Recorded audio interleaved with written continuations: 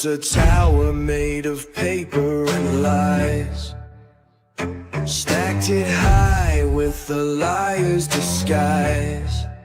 But the wind's picking up, gonna blow it all down. A reckoning's coming to this hollow town. Tear it down, burn it up, let the light shine through. Trump's got the hammer, Musk lights the fuse. No more chains, no deep state blues. The eagle's screaming, we got work to do.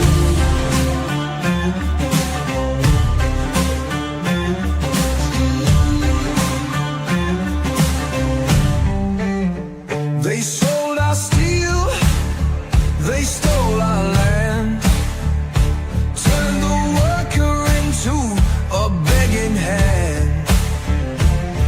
But the wheels are turning, the fire's alive. We're taking back what's rightfully mine. Tear it down, burn it up, let the light shine through. Trump's got the hammer, Musk lights the fuse. No more chains, no deep state blues. The eagle's screaming, we got work to do. Ghosts of the past whisper through the trees. Swamp runs deep, but it's begging to freeze. Freedom ain't given, it's a fight to the bone. Stand your ground or be overthrown. Tear it down, burn it up, let the light shine through. Trump's got the hammer, Musk lights the fuse. No more chains, no deep state blues. The eagle's screaming, we got work to do. Our work to do.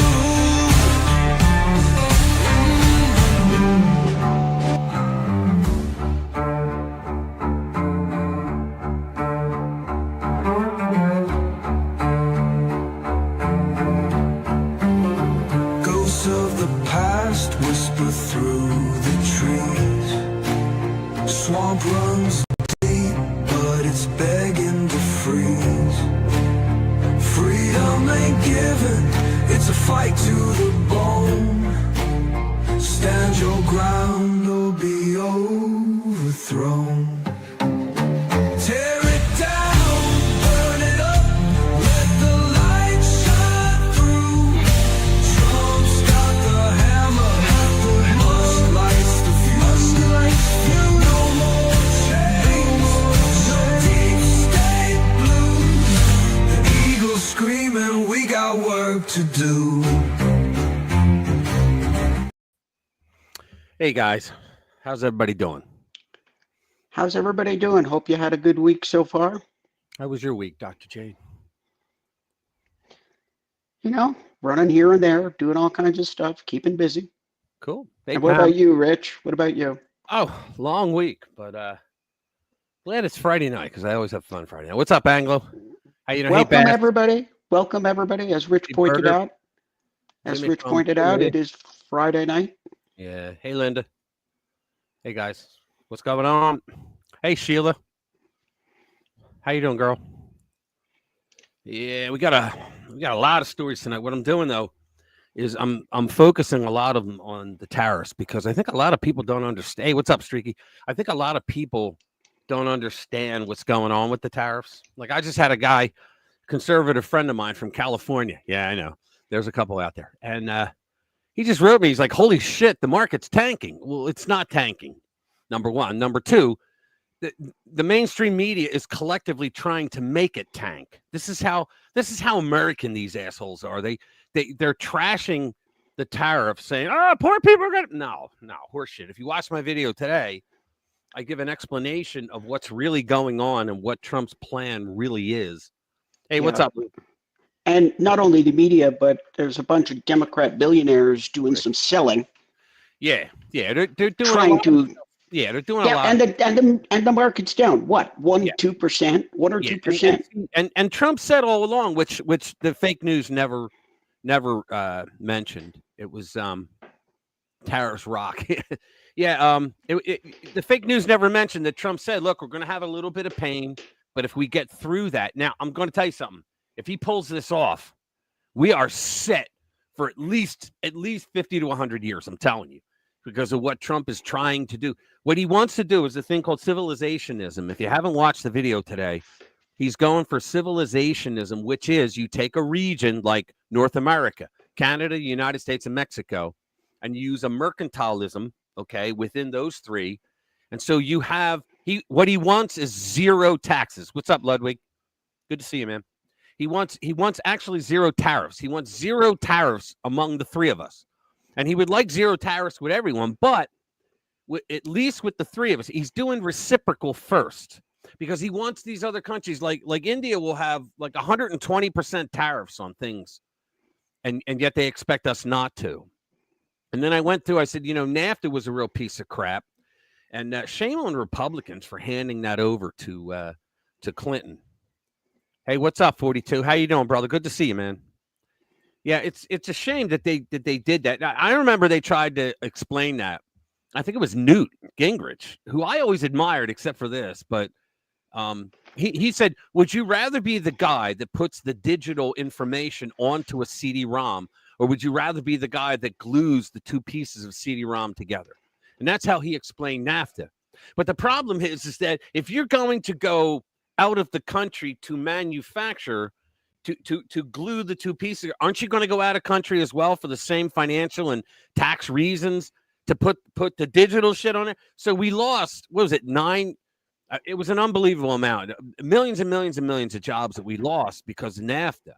And so he came back with USMCA, which was so much better because it wasn't just it wasn't just trade agreements. It was an alliance he was making to try to create that civilizationism of North America. And then we'll bring other people in. And, these other countries are dropping like flies, man. Vietnam already, I'm going to get into all that tonight. But Vietnam already said we're in. And in Vietnam, there's a lot of manufacturing going on there. In Taiwan, the largest chip maker in the world is creating a multi-billion-dollar facility here. Okay, we used to own the chip making in the world, and then we let it go. We just let it go. And so Yeah, that was a brilliant idea right there, no? I think that you know what it was Brave New World type stuff.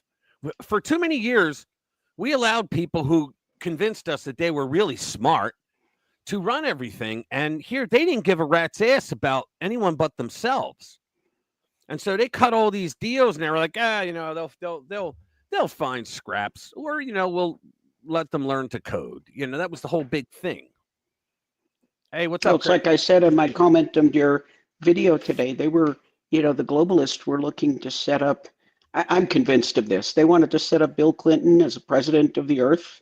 Yep. And then followed after that at some point by Hillary Clinton after she did 8 years as president of the United States. Right. See, that was their plan. You know what? The best laid plans. Yeah. So well, I'm sure that was the agenda, and Bill Clinton was the man. He was the guy that they had in their mind. And then rotten bastards like us. Yeah, we went and messed it all up. We messed up their whole program. Yeah, by putting Trump in there the first time, but then they made sure, there's more and more stuff that comes out every single day about the Biden administration, and just the unfairness that they had. They rigged everything in their favor, and yet we're not supposed to believe they rigged 2020. Come on, right? We're not. They supposed didn't to rig believe 2020. That. Yeah, like my ass. Yeah, and I just heard today. What this is a beautiful part of it is that some of the people in that administration, of course, they're money hungry scumbags, right? We know this.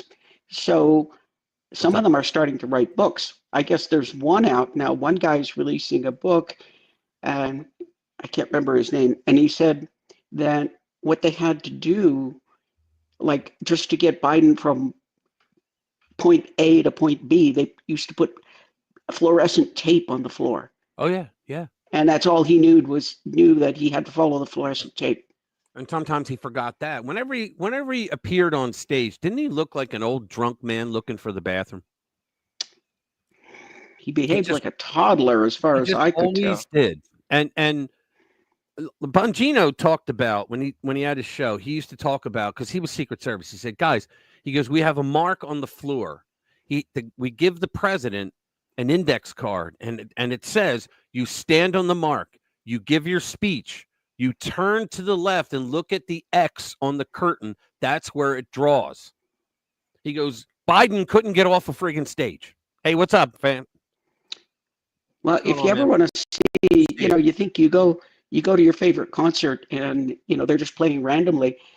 If you ever see like an overhead view of professional musicians, they've got lines and X's all over the stage. So Mick Jagger, he's going to like walk from here to here, and then he's going to run over here, and they've got it all programmed. Oh, yeah. Well, they tried to do that very simple for a president, and Biden couldn't follow it. He could never get off the damn stage. Do you remember that time he was in Europe where there was Gang of How Many and Georgia Maloney? No, not that one. That was a different one. Georgia, they're outside, and there's some guys parachuting in, and Georgia Maloney is like not beside him, but the next one. And he starts to wander off. Okay, now this makes me wonder that she must be a mom, because she went from world leader, off with the one hat, on with the mom hat. Mom, yeah. I know how to be. He's wandering. She says, I know what this is. This is a toddler wandering off. And did you see how she went and got him? Yep. Hey, Skylar, good to see you. I never saw you. She went from world leader to mom, and went and got Biden, turned him like he was a friggin' toddler, which is exactly what he was behaving like. Because he was walking away. Yeah, he didn't know where he was, and he just wanted. No, he wasn't walking away. Let me be very specific. He was wandering. Yeah. He was ambling, and he wandered. Yep. That's not walking away. Walking implies some sort of purpose to your movement. Okay, what are you laughing at? I used to laugh at that one on the DI when he said, he goes, "You're not even a mob, you're a herd, because at least a mob has a purpose." Yeah, walking implies some sort of purpose to your movement. This was wandering. This was mom standing there and going, "Where's your brother?" That's what that was. That's what, and that is exactly what happened. Right. And now finally, but the good thing is these people, if they had any loyalty, they probably wouldn't write these books. But the fact is, they're just scumbags. They're going to write the books because they can get money. Yep. So all of this stuff is starting to come out. Oh, yeah. Well, what's funny is when they come out with these books and they tell all the stuff, you have to say to them, okay, so why didn't you come clean then? What's up, Chris? Good to see you, man. Yep. Yeah, he had to lead him off stage. Remember that? Do you remember that too? When Obama was on stage with him and he had to go over, and he didn't miss a beat. He was laughing, he's talking, then he goes over and he puts his arm around him and has to walk him off stage. We're going this way, you dumbass. Yep. Or the time he turned around and he's like trying to shake hands with the air. Oh, yeah. Dude, he had no idea where he was half the time. All right, so let's go over real fast. I'll do the headlines first. Jade sent me this. It's Trump back on Oprah. This is going all over the net, but I want you guys to see it. 1988. He asked him about a presidential bid, and he sounds completely the same today. What'd you say? I'm sorry. I said 1988. Yeah, he sounds no different today, right? Hey, what's up, Charlie? Good to see you. Thanks for coming. Linda's back. Hey, what's up? How you doing, Linda? How is Australia? It's hot. But yeah, he sounds exactly the same, which you don't get from a lot of politicians, right? Here we go. This is great. New Yorkers favor AOC over Chuck Schumer for Senate by nearly 20 points in a Democrat poll. Can you imagine if she takes his seat and they got to put another idiot in her seat? Oh, my goodness. I'm all for it. I think she should do it. Oh, yeah, me too. Get rid of him because at least she's an idiot and we don't have to worry about. She'll just be a rubber stamp like she is now. There you go. Trump predicts the stock market rebound after tariffs plunge. Markets are going to boom. Okay. We're going to get into a lot of the tariff stuff tonight. Here you go. Smoking gun. FBI Hunter Biden laptop internal chat logs reveal election interference. Now you know why they hid this shit from us. Jesse Waters, he reports on the effects so far from Trump's tariffs. See, there's a lot of good news already out there.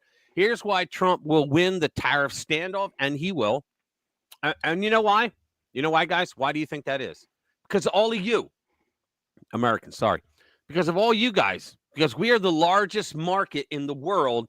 And with Canada and Mexico, we got all the resources. That's why Trump is trying to create a civilizationism market here. He's going to use mercantilism.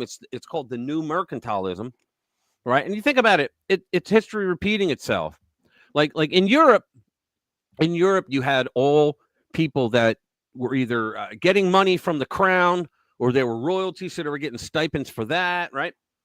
And they didn't have to work, so they got bored, so they would go to university or they take up poetry or some bullshit.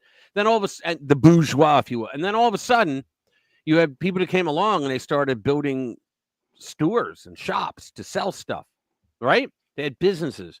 And these people looked down on them like, who are you, But then it turns out that these people that had mercantilism, that had the stores and the shops that they sold stuff from, they were making so much money because they were filling people's needs, right, to buy from them or services from them, that they were able to buy homes that were the same as these rich assholes, right? And they hated that. They couldn't stand that.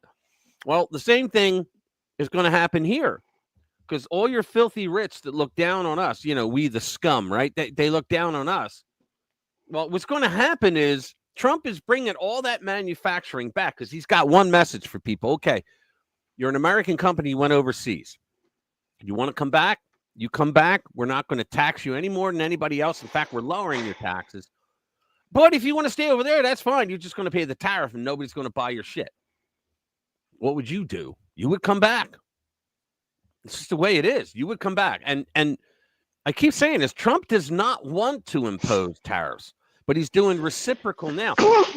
Bless you. He could have done far worse. Like he could have doubled everybody. No, he didn't want to do that. He wants no tax or tariffs. I keep saying taxes.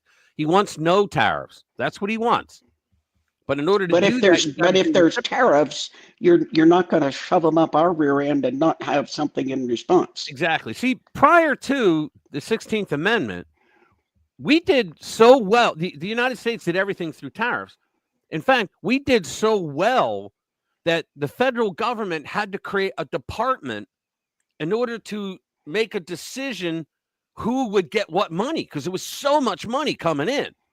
So then you think, okay, so if they were kicking ass, then why the hell did they do the 16th Amendment? Well, they did the 16th Amendment at the same time they did the Federal Reserve Act. And the reason why is because the progressives who were there in 1912, they were prominent back then. The progressives, the communists, the American communists, if you will, they wanted to be able to create pet projects that would guarantee their reelection. And so the only way to do that would be to get money so that they could spend that wasn't already appropriated. So they figured if we have an income tax, right? Because, see, our founders did not put an income tax in there because they knew from dealing with England that they had income taxes and they didn't like it. Because an income tax, the king, he could change it at any time. He could raise it, lower it, hardly ever lowered it. And they didn't want that. So they wanted excise and apportionment. That's what's in the Constitution. An excise tax is anything you sell. It's a sales tax. And an apportionment is a tax on corporate profit. See, but the commies say, well, if they take advantage of all the loopholes that we give them in the tax code, then they don't technically have a profit on paper, so they won't pay tax. Yeah, asshole, but you guys got all those things. Here's how it works. Everybody's, they got loopholes to get away with it. So if a congressman says, you know what, in my district, I need to have a school built and some affordable housing for middle class, working class families. So they'll get it into the tax code, right? They'll vote on it. They'll get it put in there that says that, hey, if you do that according to our specs, we will. Hey, what's up, Colin? Good to see you, man. Thanks for being here. And he's a personal friend. And so what they say is, okay, if you do that, then we'll give you 5% off on your taxes. Okay, that's pretty big. But what happens? They get 5% off on their overall taxes, right, for their business. But the congressman got a new school built, and he got new affordable housing put up, like apartment buildings, whatever, right? Over 50 community, whatever the hell he asked for. Okay, so now, like Mitt Romney, who I don't like, but I'm just using him for an example. They said he paid no taxes. Yeah, because just think of those 5%, right? If you do 20 projects in a year, that covers 100% of your taxes. You don't pay taxes. But the government, oh, you didn't. Lou, send it to me. Text it to me if it's a link, because you're not set up to be able to send links. Somehow, oh, guys, for all you guys that were moderators, and you, Jade, you were like a manager. For whatever reason, YouTube deleted everything. They wiped it. So I tried to put them in today. I think they got a problem with their software. It's not just me, but I tried to put your name in today, Jade Dillon 5201. And it wouldn't even recognize. It found all these other Jay Dillons, but it wouldn't recognize yours. There it is. Let me see what it is. Yeah, Louis wants me to play this. Let me see. Okay, I'll play that later. That's like 15 minutes. I want to get into the story. I will play it though. Yes. So we're going to go over a lot of things for tariffs tonight and I'm going to give it my little spin. Sorry, because I think a lot of people don't understand the tariffs and what they're being used for. Trump uses like Democrats would use tariffs to make money, right? That's what they would do, and they would fuck things up, and we'd be in a tariff war that we couldn't win. But Trump is doing it for the goal of having zero tariffs, all right, between entities. He's doing reciprocal now. So if they're charging us 100% and then they got to pay 100% and none of their products coming in. Yeah, but if they drop their tariffs, we'll drop ours. Drop ours. Exactly. There's one thing that I've always found very curious. What's that? That all of these same leftoids that start screaming about tax the rich, tax the companies, tax those big companies, and and then somebody says, well, but won't that go to the consumer? And they'll say, no, they'll have to pay that tax. And then the same never do leftoids talk about tariffs, and the first thing they say is that, oh, it's a tax because as soon as you put a tariff on China, they're going to put up the price of their goods. Well, we got another thing in here. They just put a 34% tax. Isn't there a parallel there? Yeah.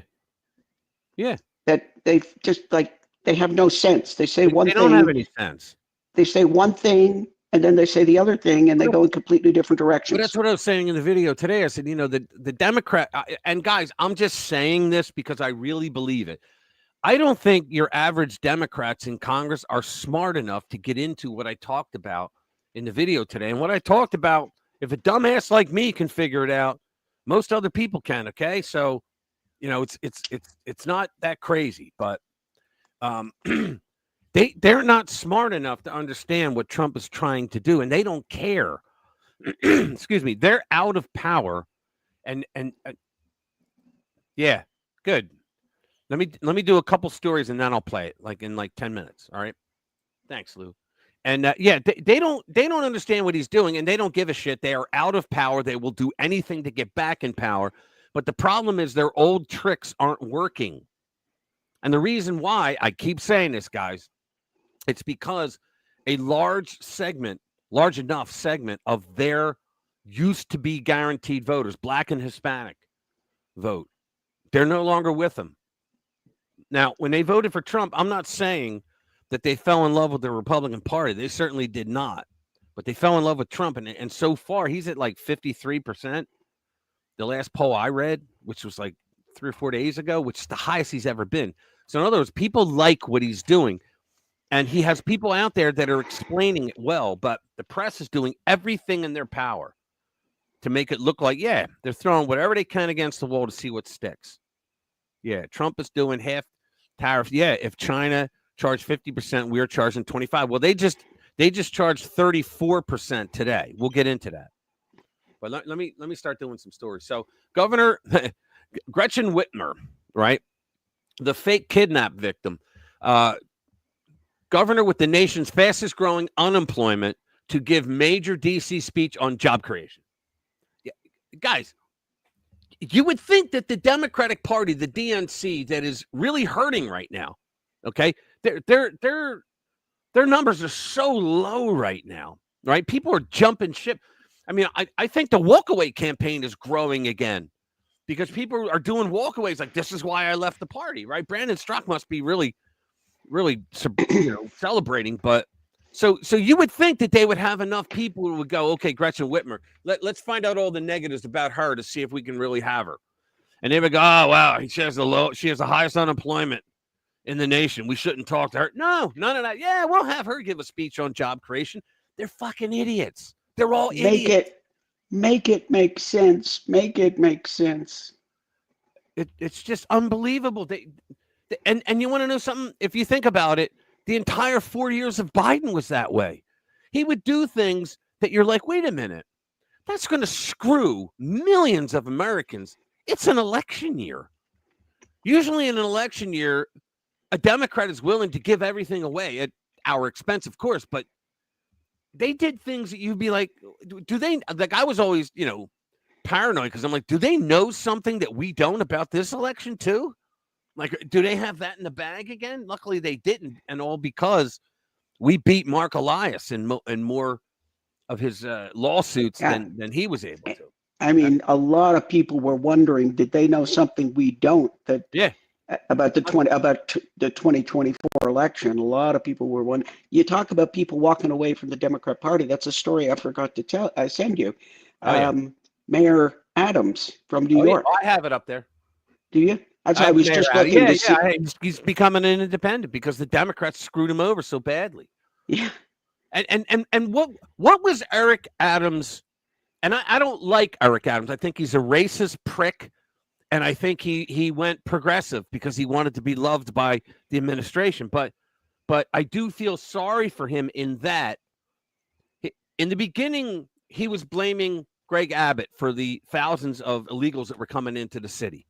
And too many people said, no, asshole, what you have now, the entire amount of what you have now, they get every day in their border towns. El Paso used to be a very quiet town.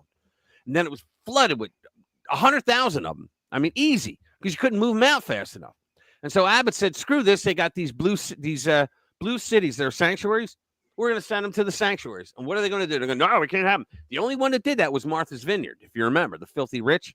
They're like, get them out of here. 48 hours later, they were on a plane out, right? But the rest of them couldn't do it. And so they were eating up. It was the dumbest thing they did in an election year because they were eating up all the resources of those blue cities, and the people that live in the blue cities that paid the taxes for those resources, they got screwed. And they knew it. So they didn't want Kamala in there because they knew she was a fuck up just as bad as, if not worse, than Joe. Yeah, but that was a great plan to send them up there. It certainly got them in the news. Yeah. They just couldn't ignore. They couldn't hide it anymore. Yeah. And then you get people like Mayor Adams in, bad enough state that he starts to speak the truth. Yes, that's what happened to him. As soon as he started to speak the truth, totally coincidentally, one having nothing to do with the other, but he's under indictment for some fraud of some sort. Exactly. And I'm going to be honest with you. If he did it, okay, they would have normally let him go. But I don't know if he did. Who the hell knows? He probably did. He probably did some stuff. May not be any worse than every other politician. Yeah. Some of them are better. Some of them are a little worse. Yeah, but they went after, you're right. They went after him all because he finally had to say, you know what? Enough is enough. My people are like, they're now agitated with me, and there's nothing I can do because they just keep coming. Yeah. Right? He had to tell the truth. And of course, you do not go against the Democrat narrative. Yeah. Cenk Uygur said that a little bit ago. You probably saw that when he was on his show. He said, because he said something about talking to the right, talking to MAGA people. He says, Right. one of the big problems we have on the left, he says, as soon as you disagree with us 1%, you're out. You're persona non grata. But look. On the right, he said he talked to people on the right, and you believe in them, Hey, you know, Paco, what's up? 1%, and they say, "Oh, come on over." Good to see you, brother. Oh yeah, yeah. Well, you know what else? We have another example of that. Russell Brand. Okay, he was charged today with rape and sexual assault in the UK. Okay, now let me say this. Okay, and I never thought I'd be saying this about Russell Brand, but I feel sorry for the guy because I don't think he did. He came out when that first was mentioned like a year ago, year and a half, and he said, "Look," he said, when prior to my enlightenment, he said, I was a wild man. I did drugs, sex, rock and roll, drinking, all that. He said, and I was very promiscuous. He said, but everything was always consensual. He goes, I never did anything that was non-consensual, and I know that. He said, so, and the reason they're going after him is because he's extremely effective. When he found God, and then he became a conservative, and he started doing a YouTube channel and a Rumble channel, and he's extremely effective.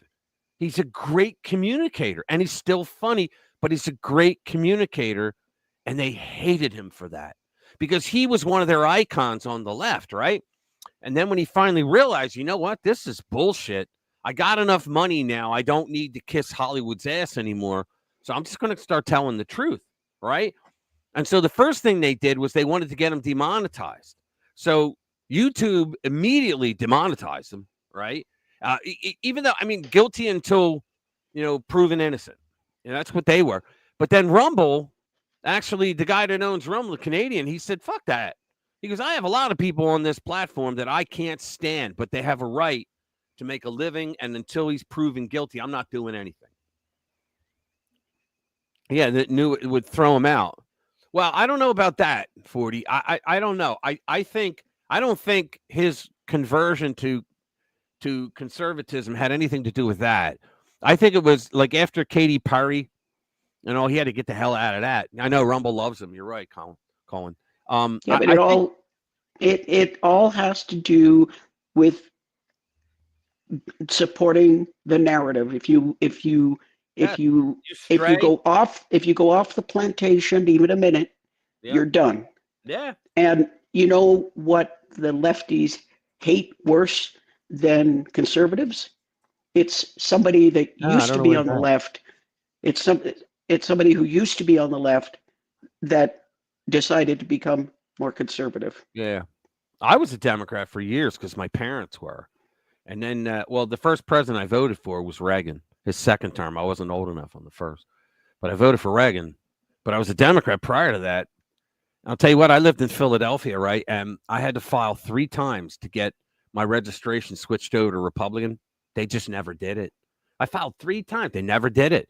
I move out of the city and I move into a place called Conshohocken, which was maybe 3 miles outside of the city. I filed there. Within 2 weeks, I had the card.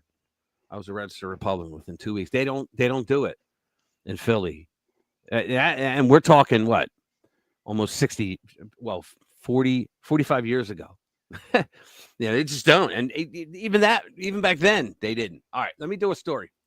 We're going to play. Yeah, we're going to play on the beginning. Did I play it? Yeah, we're going to do this. I don't know if you want to play the whole thing. The good stuff starts at about 56 seconds.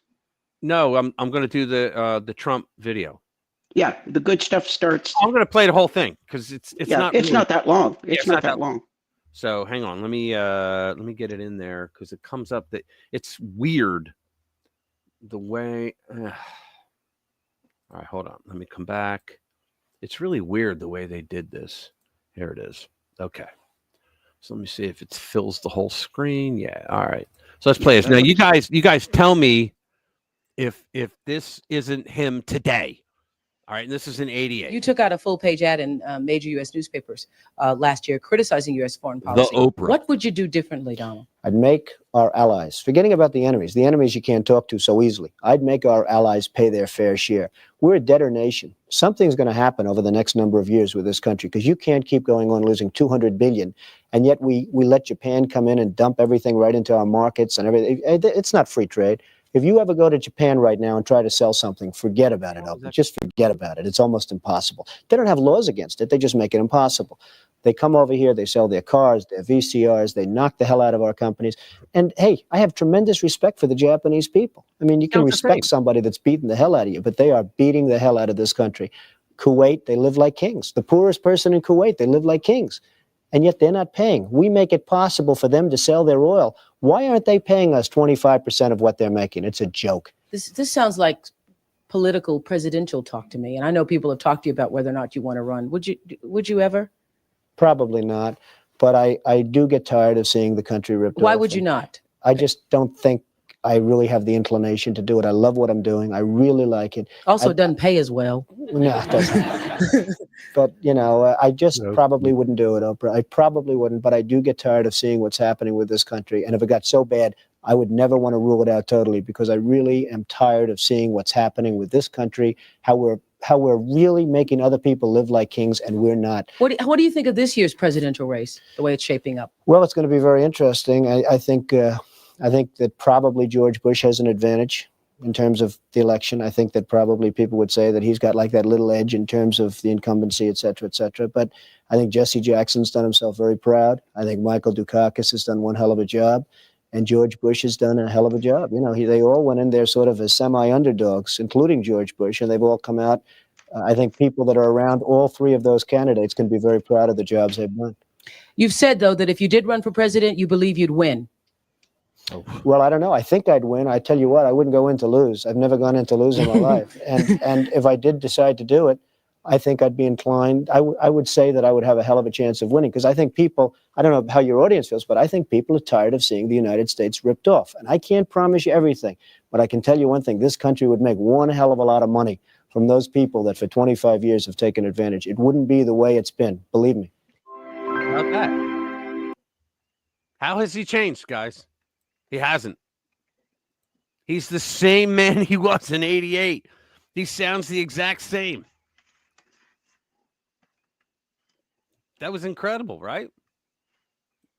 The same guy. All right. The next one. Let's go. Yeah, I want to do this one. The Blaze. Here we go. This I just find hilarious. Okay, so New Yorkers favor AOC over Chuck Schumer for the Senate by almost 20 points. Democrat voters listed threats to democracy as the biggest concern. They don't even know we don't live in a freaking democracy. All right. A new poll of likely Democrat voters showed a majority of support for Congresswoman Alexandria Ocasio-Nina Pinta Santa Maria Cortez from New York if she were to run for Senate against Senator Chuck U. Schumer. The polling comes from the staunchly progressive outlet Data for Progress. Well, she got elected because of Justice Democrats. They did auditions, and she won the audition. They threw all the money at her, which was founded by Sean McElwee, who has advocated for abolishing immigration enforcement and was an alleged associate of crypto fraudster Sam Bankman-Fried. The poll of 767. Where do they get these? Why don't they say a full 800? No, 767. Find me 767 people to call. That's just crazy. The poll of 767 likely Democratic primary voters in New York was conducted in late March and asked respondents about a hypothetical 2028 Democrat Senate primary between Cortez and Schumer. Get this. A strong majority, 55% is now a strong majority. A strong majority of 55% chose AOC, while 36% went with Schumer. A 19-point difference. Another 9% said they weren't sure. As long as it's a Democrat, right? Our lives are fucked up, but we'll keep voting for the party. Interestingly, 82% of those polled said they felt positively about Ocasio-Cortez. This is a woman who sat there in an interview and said, Trump's unemployment numbers are so good because most people have to work more than one job. Don't. She's a moron. And yet they think that she would be better. Oh my God. The latter was climate policy Ocasio-Cortez introduced in 2019, which promised millions of high-wage jobs, government housing for all, as well as justice and equality. Schumer isn't up for re-election until 2028, so there's still plenty of time, but polls this far out are a warning shot. Oh, believe the progressives in the base are gunning for more realistic Democrats, and they're in no mood for compromising, even with reality. So then why are they pushing for her? She's not a reality candidate. She's a moron. Plus, I don't think he would give her up. Did you lose your mic? Who, me? Oh yeah, I can hear you. Okay. No, I feared I couldn't hear you anymore. The climate policy. You've been doing the talking.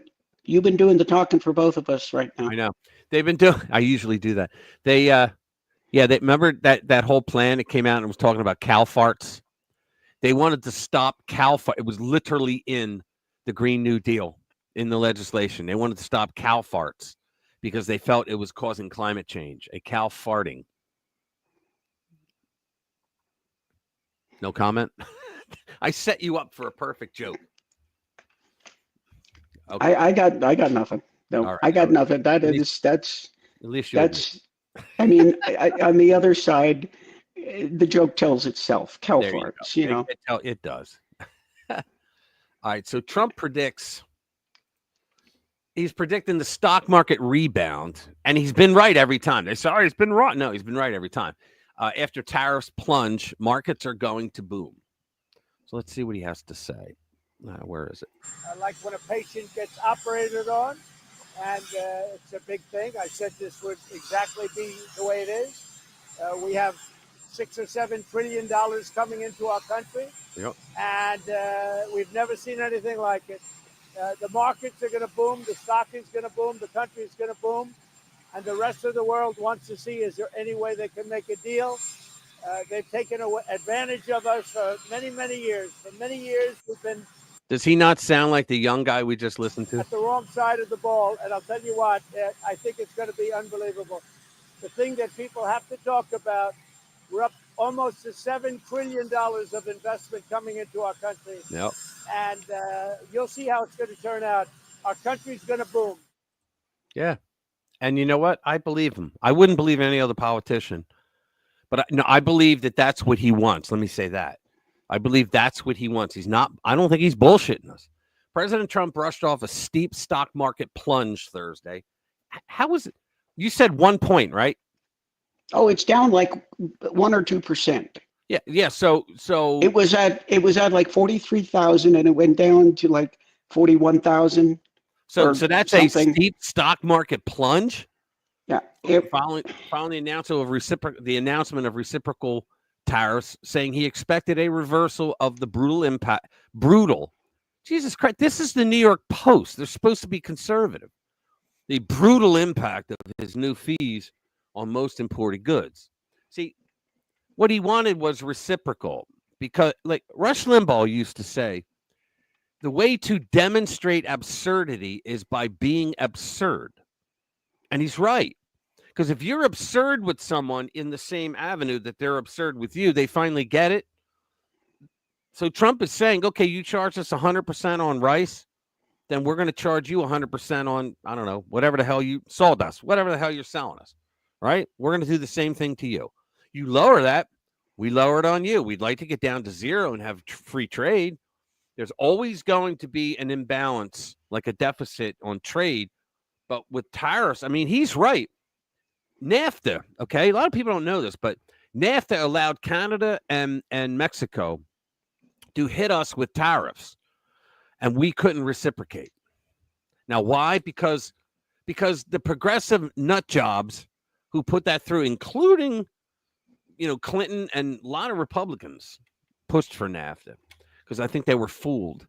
But they thought that the United States was this, like, well, your typical Marxist thinks. The United States are capitalist pigs that have a plate with overflowing food, and the scraps are picked up by the proletariat and all that horse shit, right? So they thought, wow, we could take it on the chin to help our fellow neighbors. No, F you. You know how many people? Look, The Roseanne Barr show. Roseanne, think about that. Where did they get the idea for that? Right? Dan had to work multiple different jobs just to get by. She had to start working. They represented the typical family that got fucked because of NAFTA in the United States. Didn't know where their next dollar was going to come from. Had to go into business for themselves, but they had to do bids constantly for small jobs. That's no way to live. And he's right. The other countries have been screwing us for decades, and we allowed it. Who the hell knows why? So how many times is Trump going to be right before these people have to admit it? I don't know, man. I really don't know. I don't know how many times. And you know what? They act like what they do is they come in and they do their hit job on them, right? Hey, what's up, Gina? Good to see you. They do their hit job, right? Yeah, he'll make it work. I believe so.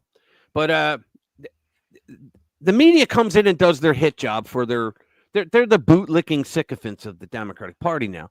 And so they'll do their hit job.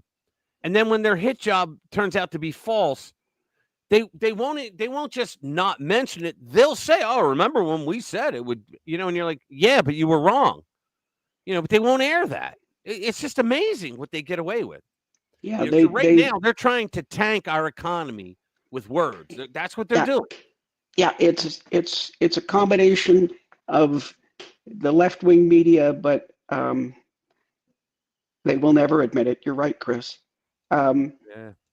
The big thing is a bunch of big players like hedge fund managers and that big players are trying to manipulate it. They did a bunch of selling.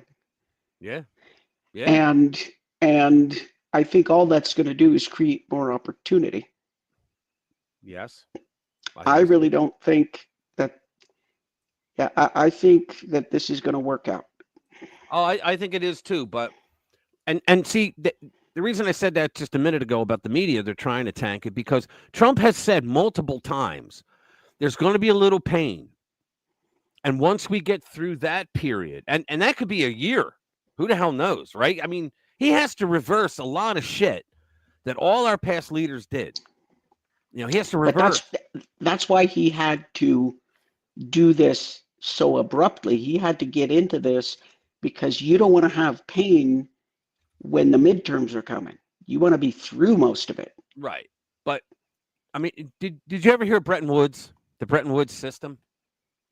I don't think so. Okay, the Bretton Woods system after World War II, was it World War I? When the hell was it? Hold on. Bretton Woods system. It was 44. Okay. So when we got out of Bretton Woods, we created a new economic system that made us the powerhouse. We became a powerhouse because of it, and everybody followed it because we were the winners of the war, right? Yeah, like the Brits did nothing, right? But that's what happened.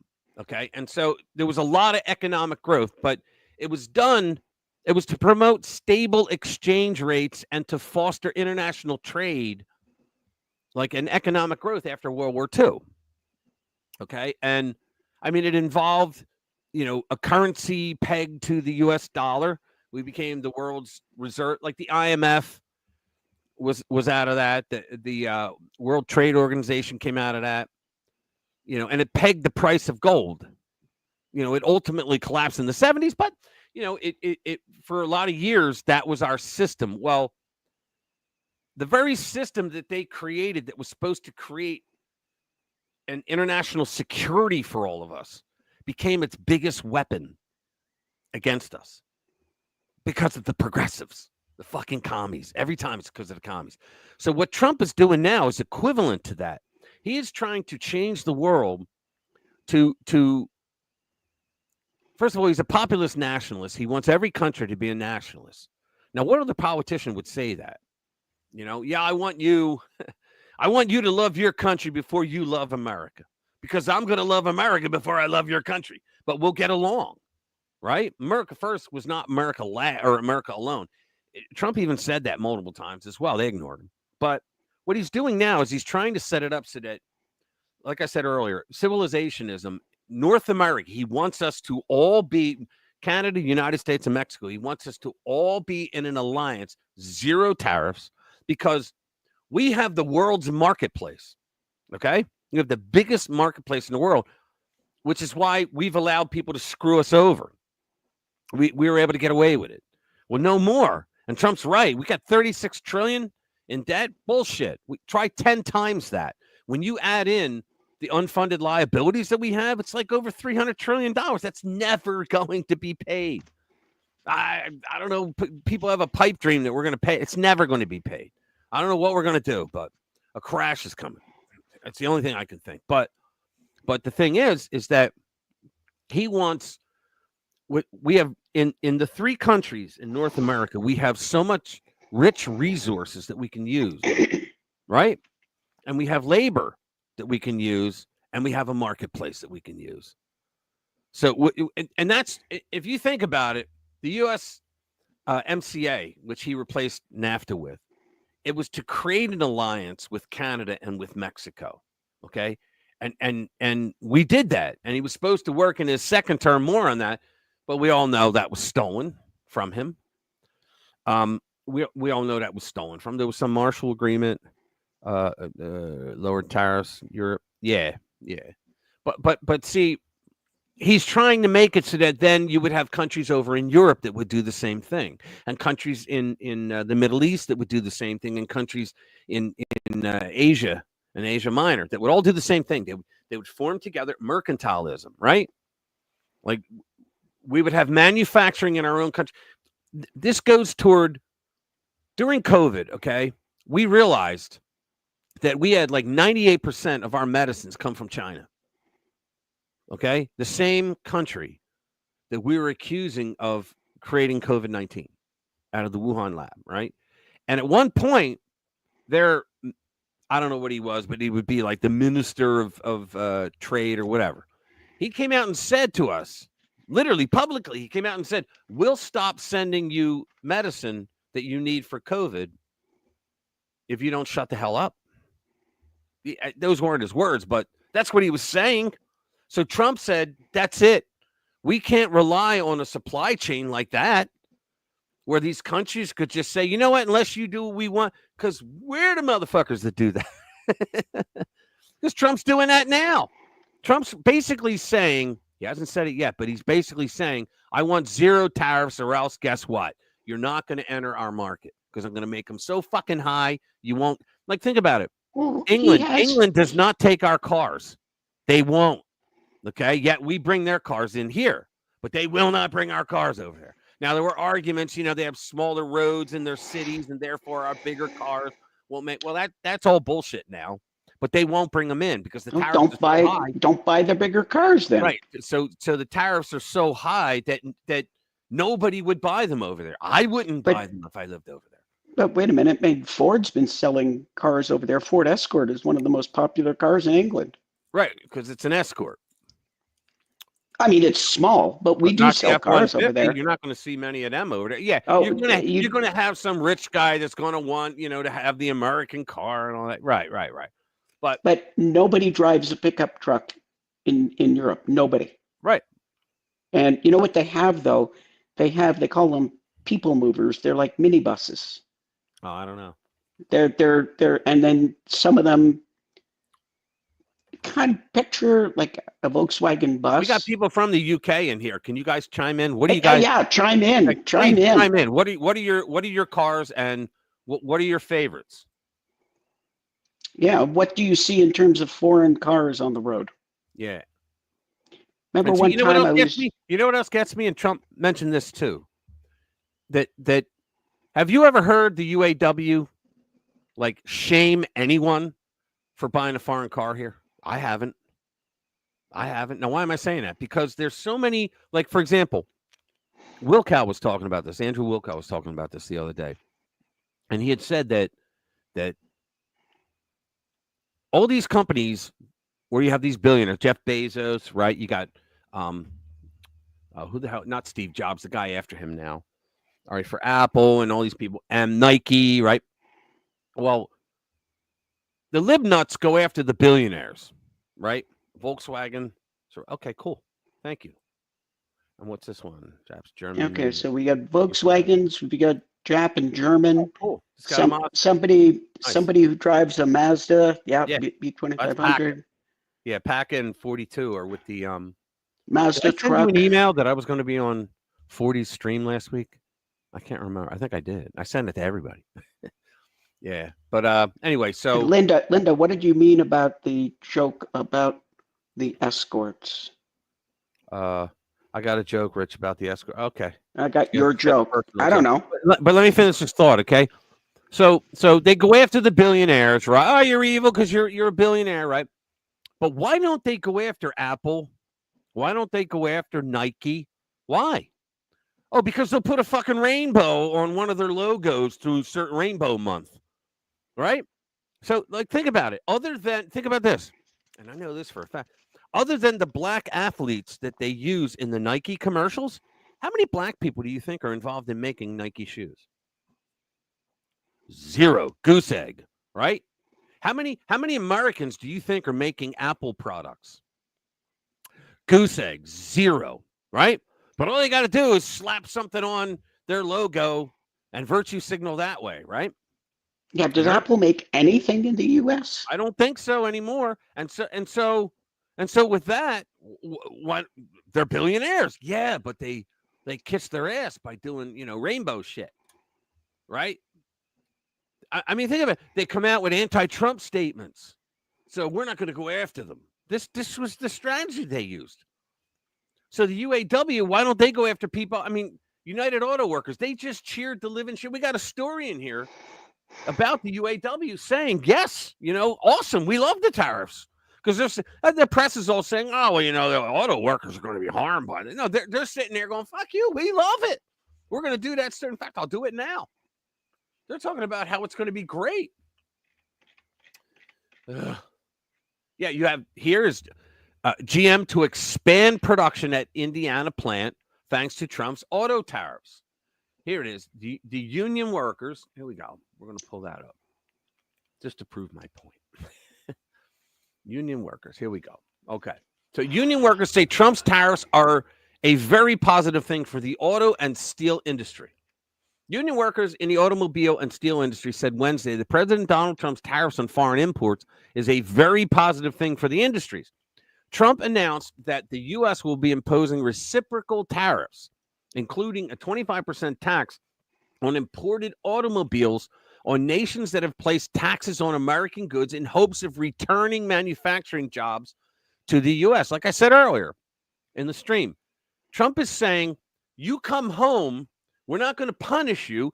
In fact, you'll get much lower rates than what you're paying now because we're going to lower your taxes, right? You can stay over there if you want, but you're going to pay a tariff to sell your shit. And 25% just may be enough that no one's going to want to buy it, right? Like China wanted to build this ginormous auto plant in Mexico. And Trump told him, remember that? The bloodbath lie. Remember the bloodbath hoax? Well, Trump told him, he said, gee, I like you, but you know how I roll. I'll put 100% tariff on your cars. You won't sell a single one in the United States, except maybe to the crew at MSNBC. I think Rachel Madcow will buy them all one, right? So let me start over. Trump announced that the U.S. will be imposing reciprocal tariffs, including a 25% tax or tariff on imported automobiles on nations that have placed taxes on American goods in hopes of returning manufacturing jobs to the U.S. In response, James Benson Jr., an auto worker from Michigan, and Indiana steel worker Matt Novak both expressed optimism about their industries due to the tariff. Somebody call CNN and tell them, quote, I'm very excited about it, Novak told Fox Business host Elizabeth McDonald on the Evening Edit. And a lot of my brother and sister steel workers are very excited about it because we saw what it did in 2018. It definitely made a difference in the market. It held back all the influx of everything coming over from everywhere else. And yet, the Biden administration fucked all of that. It saved a lot of jobs. It did a lot of good for us. As an American, just as a country, it did a lot. But for the steel industry, it definitely helped us. Benson said that himself and others in the industry struggled to find work under Democrat leadership. because of the number of auto plants that shut down. He credited Trump with returning auto jobs to the U.S. by enacting tougher policies on foreign countries. Here's a video of a woman using the Wi-Fi detector to discover the hidden camera in what appears to be her Airbnb. Sorry, guys. And It'll be another Stop wasting money and time on weak pruners. This new invention rips through thick branches in a single effort. 2020, Obama lost 193,000 manufacturing jobs. Let's state it again. Under Obama, the U.S. saw a net decrease of 193,000 manufacturing jobs. Biden saw 1 million jobs out. Joining us now, Indiana steelworker Matt Novak and Michigan auto worker James Benson Jr. Gentlemen, guys. we appreciate you so much for joining us tonight. It's good to see you. Matt, first to you. What was your reaction to the president's announcement on tariffs today? What do you think? Very excited about it. A lot of my brothers and sisters steelworkers, like Brian, were very excited about it because we saw what it did back in 2018. It definitely made a difference in the market. It held back all the influx of all the stuff coming over from everywhere else, saved a lot of jobs, did a lot of good for us. As an American, just as a country, it did a lot, but for the steel industry, it definitely helped us. So what Matt just said, James, is it promises made and promises kept by Trump? We know that blue collar workers are moving to the Republican Party. They feel abandoned by the Democrats. Do you agree with that? Oh, 100%, 100%. You know, we've been told this lie for years that, you know, NAFTA was great and all these different plans after that. And all we've seen is bleeding jobs. I have 26 years and 8 plants because a lot of those plants closed. And a lot of those plants closed under, you know, Democratic leadership. You know, if you can remember, NAFTA was crafted originally by the Bush family and then turn around and Clinton signed it into law. And it was the biggest bloodbath we ever had of losing our jobs, and we never recovered from it. And Trump is the first time I've ever seen a reverse of that and actually jobs coming back into. That's because Trump actually gives a damn about people. He's a populist. He cares about people. He's a nationalist. He cares about the country. Our country. And better than 65% of support him, and probably closer up to 70 now because they're starting to see results from that. Interesting. Now, let's get your reaction. Sad thing is, Dr. J, what do you think on this? The sad thing is they just said that about 70% that they like him. Okay, Trump. Why are the Republicans not capitalizing on that? Why are they not saying, hey, guys, it's not just Trump. We feel the same way about you guys, and we want to have this whole thing with you as well, and then prove it to them? Because there's still a lot of rhinos that are around that will not give Trump credit for anything, and they're still living under the delusion that they can bring back the status quo. Right. And some of them, it gets worse than that. They have to maintain that position because as soon as they let go of that, it's like letting go of the alligator, because that's the only thing that's protecting them from going to jail for fraud. So they have to. Teamsters, though, Louis, they totally went for Trump. Go ahead. I'm sorry.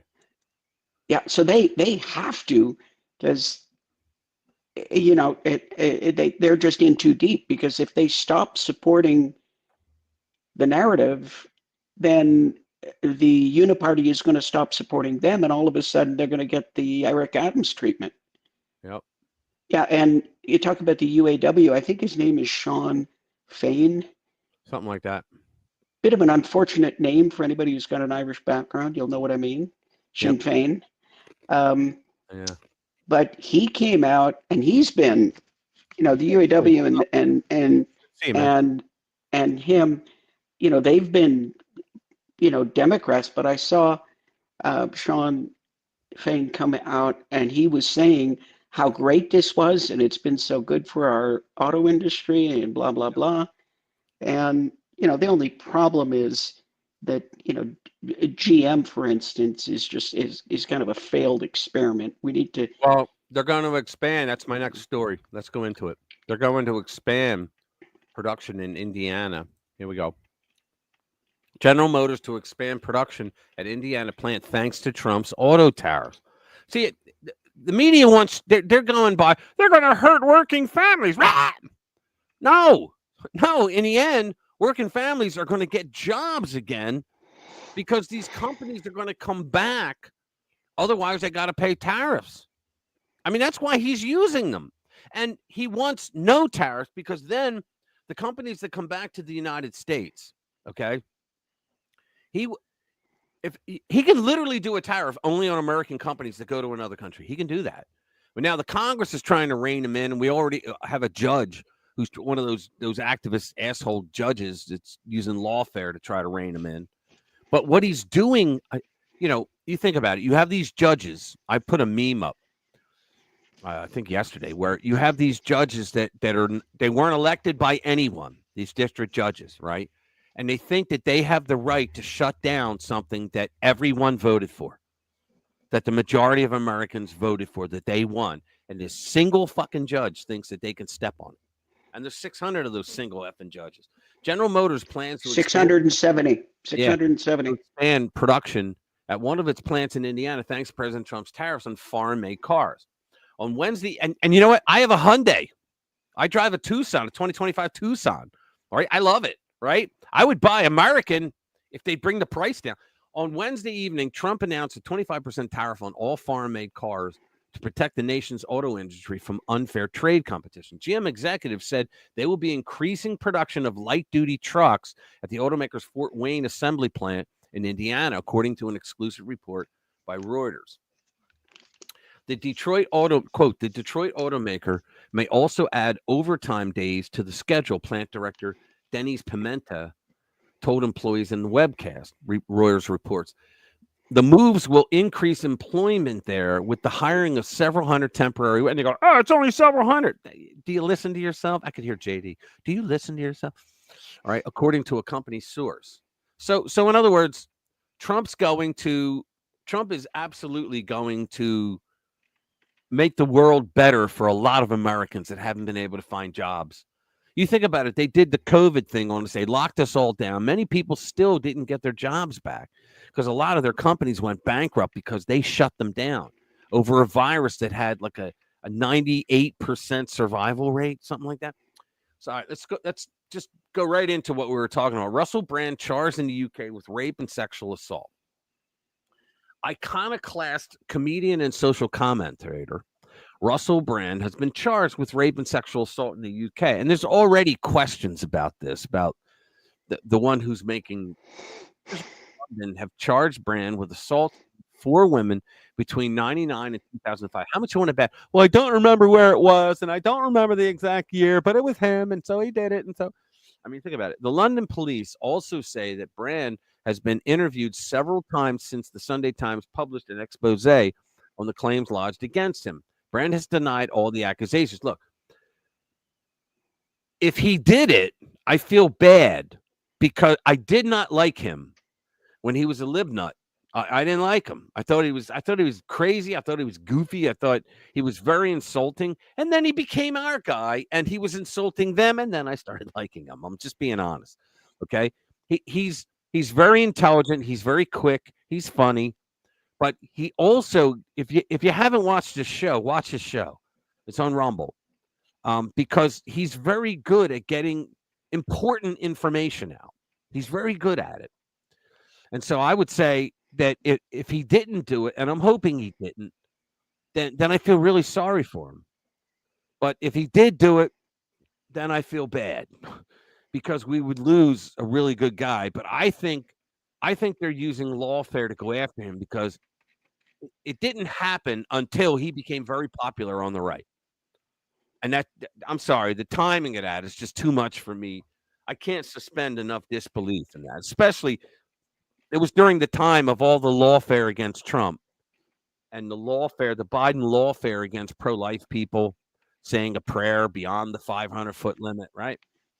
I mean, the timing was just too bad. It says hey, listen, as long as somebody thinks they can make a few bucks out of somebody. Yeah. The women who have made reports continue to receive support from specially trained officers. Oh, wow. Good. Well, at least they're getting that.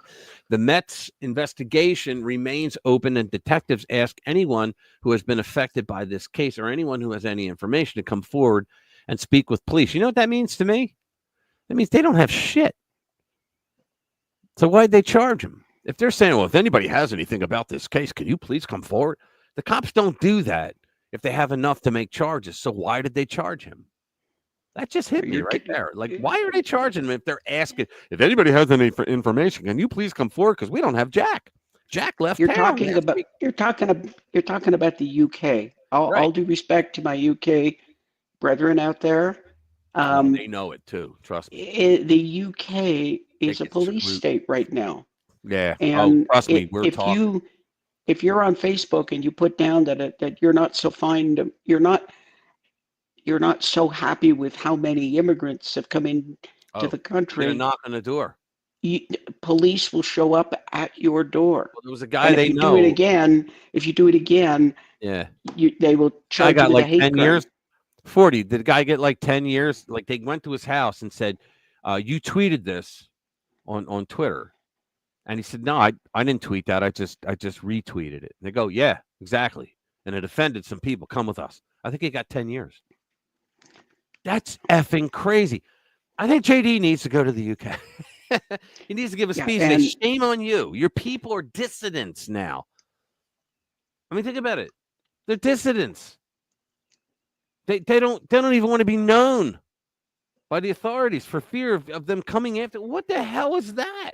I thought we had it bad here until I was talking to the guys, and I was like, "Holy mac!" I walked away from that like I had no idea it was that bad over there. I feel for you guys, man, because that's not not a good thing. It's pretty much there in Canada as well. Tarts are going to tart. I don't know what that means, hon. Is that Lynn? Is that an Aussie thing? Because I don't understand. What's a tart? Over here, a tart is something different. It's a loose girl. A soiled dove, as we used to say. Okay, yes. That was a little before my time, but I do remember. Okay, you know which one I really want to see? I want to see this one about the Cybertruck. Oh, where's that? That's kind of in the middle here somewhere. Where is it? It's hands off that Saturday. Somebody kick, instant karma. Man and kicks Cybertruck. Where do you see that? No. Our thing. Oh, yeah. That is a good one. Hang on. Let's see. Instant karma. Where was it? There it is. I'm going to bring it up, and then I'll bring us in. Yeah, this is justice. Okay? It's an X post, but it's pretty good. Cybertruck was Pause it. Make it big. Here we go.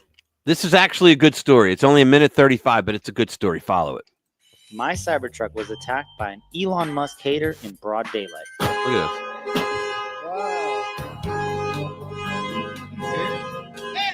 Ready? You guys are pieces of shit, dude. That's my fucking car. That's your car? Yeah. What the hell's your friend's problem? You guys are fucking idiots. So get this. These guys park right behind my truck, attack it, and leave. But that's so dumb because everyone knows the Tesla records everything. And not to mention, I was literally standing 15 feet away from my truck. Who would do this? What a dumbbell. So I immediately assessed the damage, called 911, and secretly followed them to the place they were going. White dude, pink hair.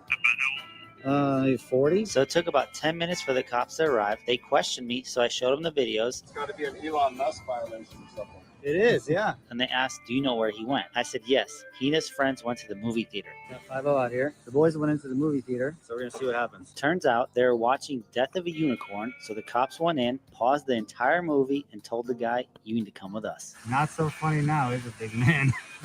The police asked if I want to press charges, and I said, absolutely. This is going to be a few $1,000s in damages for sure. And plus, Elon Musk haters need to be taught a lesson. It's his business card. Friends chilling there, waiting. I don't know why. Most people get away with vandalism, but not this guy. We got him. Thanks, Elon. Oh, wow. What's up, bro?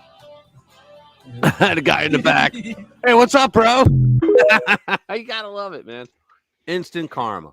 That's great. I love that. Look, we got 31. Is that a record? Did we go above that before?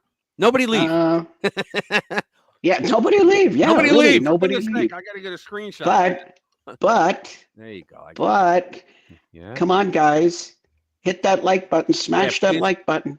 Thank you. We got a lot of you out there. Let's smash the like button. I'm seeing 19 likes and 31 people. So get that hit that like finger going. Damn, excuse me, because it does help us. I don't know why. Yeah, I love that. They think there's no consequences. And I saw one where, similar situation, and the guy's saying, but this'll cost me everything. I could like lose my job, and I could, well, you should have thought of that, right? Yeah. You should have thought of that. I didn't know till recently. I was actually chatting with Pam, who's in here, and she was telling me, well, yeah, they have 12 cameras and they record everything. I was like, are you shitting me? I didn't know that. Yeah, I don't know about the Cybertruck, but the Tesla 3, like I drive, it's got like 8 outside cameras and 2 or 3 indoor. Truck, so yeah, it recorded everything. He just said it. Yeah, everything's recorded. How about that? You gotta love that. We both have separate connections to the street. That's pretty funny. Yeah, what's called? I didn't know that they had all those cameras. That's crazy. That's a lot of cameras too. Yeah, I think mine has like 8 outdoor cameras and like 2 or 3 indoor. And in fact, it's interesting when you put the autopilot on. Right. There's a cabin camera that looks at the driver, and it's got some AI that if you stop paying attention, it beeps and say, "Oh, take control." Yeah. Yeah, or like if you pick up a cell phone, if you pick your cell phone up, yeah, it beeps at you and flashes red and say, "Device detected in hand." Oh, that's crazy. So if you start to fall asleep and nod, it keeps an eye on you. It's got some AI algorithm that makes sure you're awake. That's cool. Let me see. Gotta star this. Okay, so let's go to the next one. Come here, buddy. Which one? There you go. I don't know. Which one should we do? Let's see. We did. Hang on. Let's see if we can find a good one. These. Well, the Hunter Biden laptop. Yeah, let's do the Hunter Biden laptop. That one. Yeah. That one looks good. That kid is still getting in trouble. He's like 50 something. But yeah, he's mid 50s now. Yeah. So, smoking gun, FBI, Hunter Biden laptop, internal chat logs reveal election interference. Here you go. You think? Yeah. So, Michael Schellenberger he tweeted out, the FBI said it didn't interfere in the 2020 election, but it did. It tricked Twitter and Facebook into censoring the Hunter Biden laptop story. Now, newly released chat messages show the FBI issued a gag order after an employee accidentally confirmed the laptop's authenticity. So that prick, Christopher Wray, put a gag order out. This is just the revelations made public by the House Judiciary Committee on Tuesday provided fresh insight into what lawmakers are calling a deliberate effort to downplay the story as millions of Americans were casting their votes in the 2020 election. I think it was like 73% of Democrats that were polled said, I would have never voted for Joe Biden had I known that laptop was real, that all that corruption that was on it. So the documents include messages between senior FBI officials and analysts. Think about it. Just like they texted each other during Operation Crossfire Hurricane, right? When they talked about the smelly Walmart people. Yeah, I can smell the Trump voters inside Walmart. Remember that? So he's saying, all right, the documents include messages between senior FBI officials and analysts that appear to direct staff not to engage in any discussion about the contents of the laptop, despite the FBI having had the device in its possession since December 2019. And now, guys, you know why they went after Rudy Giuliani. Scorched earth, no quarter. They took his license. They did everything because he's the one that initially gave the info about that to the FBI. In fact, they came to raid his home for all his electronic devices because lawfare, right? And because he was Trump's personal attorney during the campaign. And here he said to them, well, don't you want this? It's Hunter Biden's laptop. It's the hard drive. They're like, nah, we don't want that. Really? You don't want it? No. It's not on our list. Like they didn't care. So one internal message dated October 14, 2020 reads, please do not discuss Biden matter. At that time, the FBI had already verified the laptop's authenticity, according to congressional testimony. Yeah, but not to the press. The press still lied. Antony Blinken, who became the sex state, he lied. He's the guy that wrote the letter that the 51 bozos and the former intel guys signed and said that it was Russian disinformation. The first thing that came to my mind was, how the F do they know that? Nobody has seen the laptop. So how do they know it's Russian disinformation? How could you possibly say that when you never looked at any of the contents? So in a hearing before Congress, Laura Demlau, who was then serving as chief of the FBI's China unit in the Foreign Influence Task Force, confirmed that Twitter had reached out to the FBI to ask whether the laptop was real. Somebody from Twitter essentially asked whether the laptop was real, and one of the FBI folks did confirm that, yes, it was, before another participant jumped in and said no further comment. So now we just know they were going out of their way. It's confirmed now. They went out of their way to say, you know what, don't talk about it. I mean, oh my God. Yeah, you know what? I haven't seen Bobbity tonight, but where has Jeremiah been? I haven't seen him for the last couple weeks. And I haven't seen him in the chat either. I'm wondering if he's all right. Huh. Oh, well. Anybody sees him, let me know, please. Here's a good one. Jesse Waters reports. I like Jesse Waters. It's a shame he's stuck at Fox, but yeah, whatever. Jesse, what? It's probably going to give me Trump, Israel. All right, let's start over. Yeah, this is good. Trump, Israel's removed all tariffs on American products. Vietnam just cut duties on gas and cars. The world got called out, and they're starting to fall in line. Yep. $3 trillion in private investments poured into this country since Trump announced the trade war. And that's more money than Biden spent on chips, infrastructure, and the Green New Deal combined. And he spent your money. Right. And what did he build? Nothing. Nothing. Build back better? Never happened. Never happened. Bidenomics, with open borders, outsourcing, and record spending, was throttling this country to the brink of a recession. This administration says they're rescuing the economy from a recession. The stock market can't get a handle on any of this because they don't know if Trump's tariffs are long-term or just a negotiating tactic. And companies need to plan years ahead. But Wall Street's going to be fine. And everyone's investments are going to be fine long-term. Yeah. This is an administration focused on Main Street, not Wall Street. The same people complaining about tariffs never complained once when the middle class got savaged by other countries. In the coming days, there will be complaints from the globalists and the outsourcers and special interests and the media and the fake news. Always, the fake news will always complain. But never forget, every prediction our opponents made about trade for the last 30 years has been proven totally wrong. Fair trade isn't the silver bullet. It's a part of a bigger package. Tax and regulation cuts, cheap energy, border security, DOGE, and spending cuts if Congress can get its act together. Yep. Tomorrow, when you look at the Dow, it might not feel so liberating, but neither did the day after D-Day. Eventually, we won. Yep. So all this hype is being made. Oh my God, the market went down 1.5%. Yeah. I it's fine, Sheila. I was wondering about him too because I haven't seen him. He usually posts a lot in the comments, and he's always here. Maybe he's on a retreat or something. I don't know. Maybe his church went on a retreat. I don't know. I haven't seen him. Hope he's all right. Let's see. What's the next one? All right, we got to do the Gretchen Whitmer. This is funny. It's like I was saying earlier. Let me say it again for the people that weren't here. So we have the Democrats.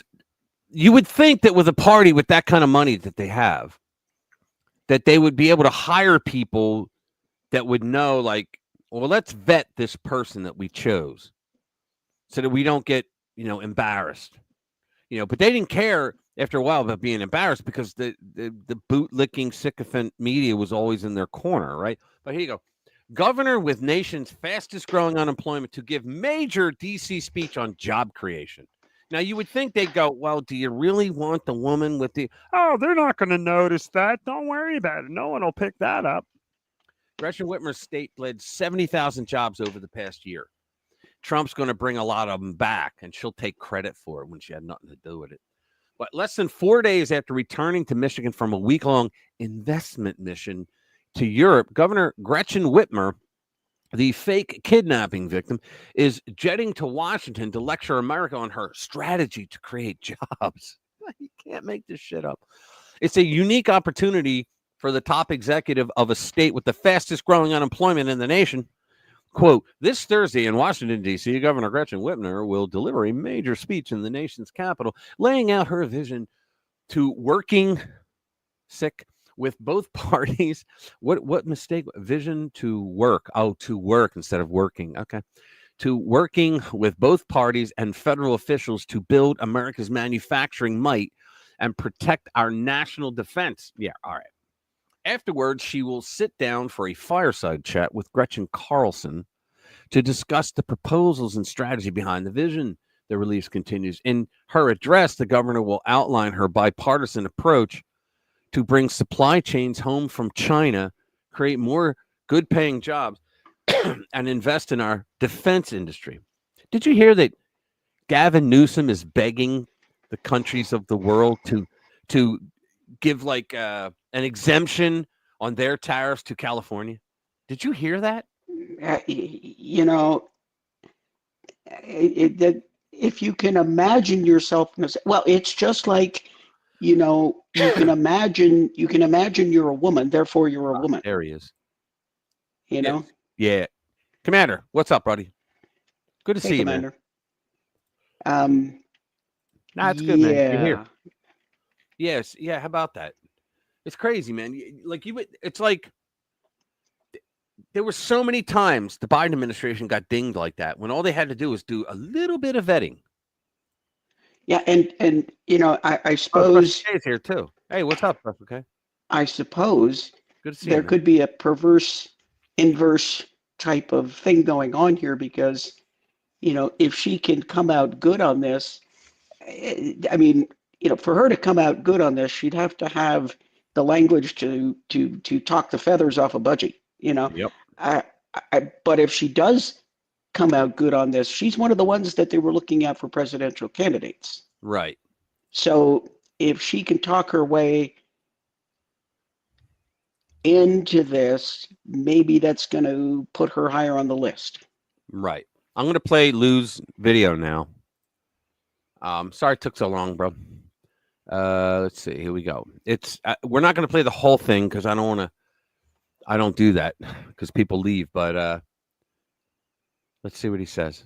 Ready? The very thing that was supposed to crash the economy, Trump's tariffs, actually triggered a $3 trillion investment into the United States. Yep, we just talked about it. Once upon a time, we had an auto industry in Detroit. Then some genius named Bill Clinton. I saw this. Signs the North American Free Trade Agreement, or corporations, you can screw Americans and go get cheap labor in Mexico and break the unions by going to Canada. Now, if you were General Motors, I'd say it's like my birthday. Yeah. But if you're a worker who comes from Michigan or Ohio, they just signed, you know what they signed? Worst statistic I'm going to tell you today. Average life expectancy. Now, you've probably seen all the headlines. Trade war with China. Tariffs are going to crash the stock market. Experts were warning us that President Trump's aggressive tariff strategy would cause inflation, destroy jobs, and send the market crashing. Some people even thought that Trump wanted a crash on purpose to force the Federal Reserve to cut interest rates or let his insiders buy the dip. And for a while, it looked like maybe they were right. The VIX Fear and Greed Index went up, the stock market went down, Bitcoin had a correction, and tariffs became the villain in every headline. But something surprising just happened. Instead of the economic disaster we were told, President Trump's tariffs triggered over $3 trillion in new investments recently, flowing back into American factories, supply chains, and jobs. So in today's video, I want to explain what actually happened and why this was not the plan to crash the market, but a strategy to reset the global economy and bring manufacturing back into the United States. And by the end of this video, you'll see why a policy that was called reckless is now reindustrializing the United States, changing global trade, and making a really strong case for staying invested in the market, even when it seems like everything is falling apart. So let's get into one of the most interesting parts of history that led us to this point, because this story actually starts way before President Trump tweeted about tariffs. So let's get into it. Hi, my name is Andre Jick. Hope you're doing well. Come for the finance and stay for the economic plot twist. Now, when Donald Trump says, "Make America great again," the question is, when was that exactly? Because he's not just talking about vibes or slogans. He's referring to actually a very specific economic era in American history, and that era was before 1913. America was built on tariffs with no income tax. Before the 16th Amendment. No income tax till 1913. And the government didn't need your paycheck to run the country because tariffs funded everything. What I America tell was you. booming. The US was the richest country on earth, and the US had so much money, it didn't know what to do with it. Literally, there was something called blue ribbon commissions, whose job was to figure out how to spend the surplus. That's the America President Trump wants to return to, and his use of tariffs wasn't random. It was part of a bigger strategy to rebuild that original economic engine. And that brings us to a recent interview with Howard Lutnick on the All In podcast, which lays this out better than almost anything I've seen, and I want to share it with you. Because to understand Trump's tariff strategy, we need to rewind to the end of World War II. It's 1945. We need to rebuild the world. Okay, so we decide we're going to take our tariffs down. And we'll let them, here's the key, we'll let them have tariffs be up. And we will export the power of our economy to let them rebuild. Now, this policy was what's called the Marshall Plan applied to trade. By opening the US market, we fueled the recovery of Europe and Japan, later giving the same benefit to Southeast Asia and Korea and other countries. And the strategy made sense at the time because the world needed to be rebuilt, and the US could help make that happen. And then what happens? We have the 50s and we have the Korean War. So we let them rebuild, which means low tariffs here, high tariffs there. Low tariffs here, high tariffs there. Then we have the Vietnam War, right? So now all of a sudden we have all of Southeast Asia. Low tariffs here, high tariffs there. But the problem is we forgot to reset those terms. So decades passed, and a lot of countries kept their tariffs high and trade barriers long after they were competitive. In case after case, allies and trading partners kept their protective policies, which was a huge disadvantage to US exporters, while American markets stayed wide open. And by the 2000s, the US had one of the lowest tariff policies in the world, averaging around 3 to 4%, compared to partners like India and the EU, which had tariffs many times higher than the US. And this imbalance weakened some US industries. There is no country in this world that is free trade. Zero. And we are the lowest and the dumbest. And by dumbest, he means US leaders of both parties allowed a playing field that was tilted against American workers for a really long time. So by the time NAFTA came around, US factories closed or moved overseas, and whole communities paid the price. In fact, we know this to be true by measuring the life expectancy of Americans without a college degree. By the way, the United States of America, 2/3 is high school educated, 1/3 is college educated. The difference today of average life expectancy between those two categories is 7 years. 7-year average life expectancy. It's not the air, it's not the food, it's not the medicine, it's despair. So this was the backdrop for President Trump's thinking on trade, which, believe it or not, he talked about since the 1980s, way before he ever ran for president. The fact is that you don't have free trade. We think of it as free trade, but you right now don't have free trade. And I think a lot of people are tired of watching other countries ripping off the United States. This is a great country. So now let's fast forward to 2016. By the time President Trump stepped into office, the damage was already done because America spent decades watching its factories move overseas, its workers laid off, and its industries destroyed, while countries like China and India, and even our own allies, kept their tariffs high and their trade barriers locked in. So President Trump decided to fight back by asking a really simple question: who has the power? Now, Lou, what he means is, have you ever heard of the saying, the customer we can watch it because it's a YouTube video. So we can watch it. is always right? It's not music. The United States is the world's biggest consumer. The US buys everything from everyone, which means the United States holds most of the leverage. So President Trump comes in and he uses a tool that most economists consider outdated and dangerous: tariffs. But he wasn't using them to punish consumers or to crash the market like the headlines were saying. Instead, he was using them as leverage to force renegotiation of global trade and to bring back money, production, and power back to the United States. Now, if Trump could figure that out, you think all these Harvard-educated a-holes couldn't? Although he did go to Wharton, but you think the leftists and the rhinos couldn't figure this out? He believes access to the U.S. market was a privilege and not a right. And if other countries want to keep selling to the U.S., they'd have to start playing fair. Every time he raised the pressure, the media said the same thing: Trump is crashing the economy, tariffs are inflationary, and this will trigger a recession. But what they didn't say is that pain was the point. Really? It was pressure, strategic pressure.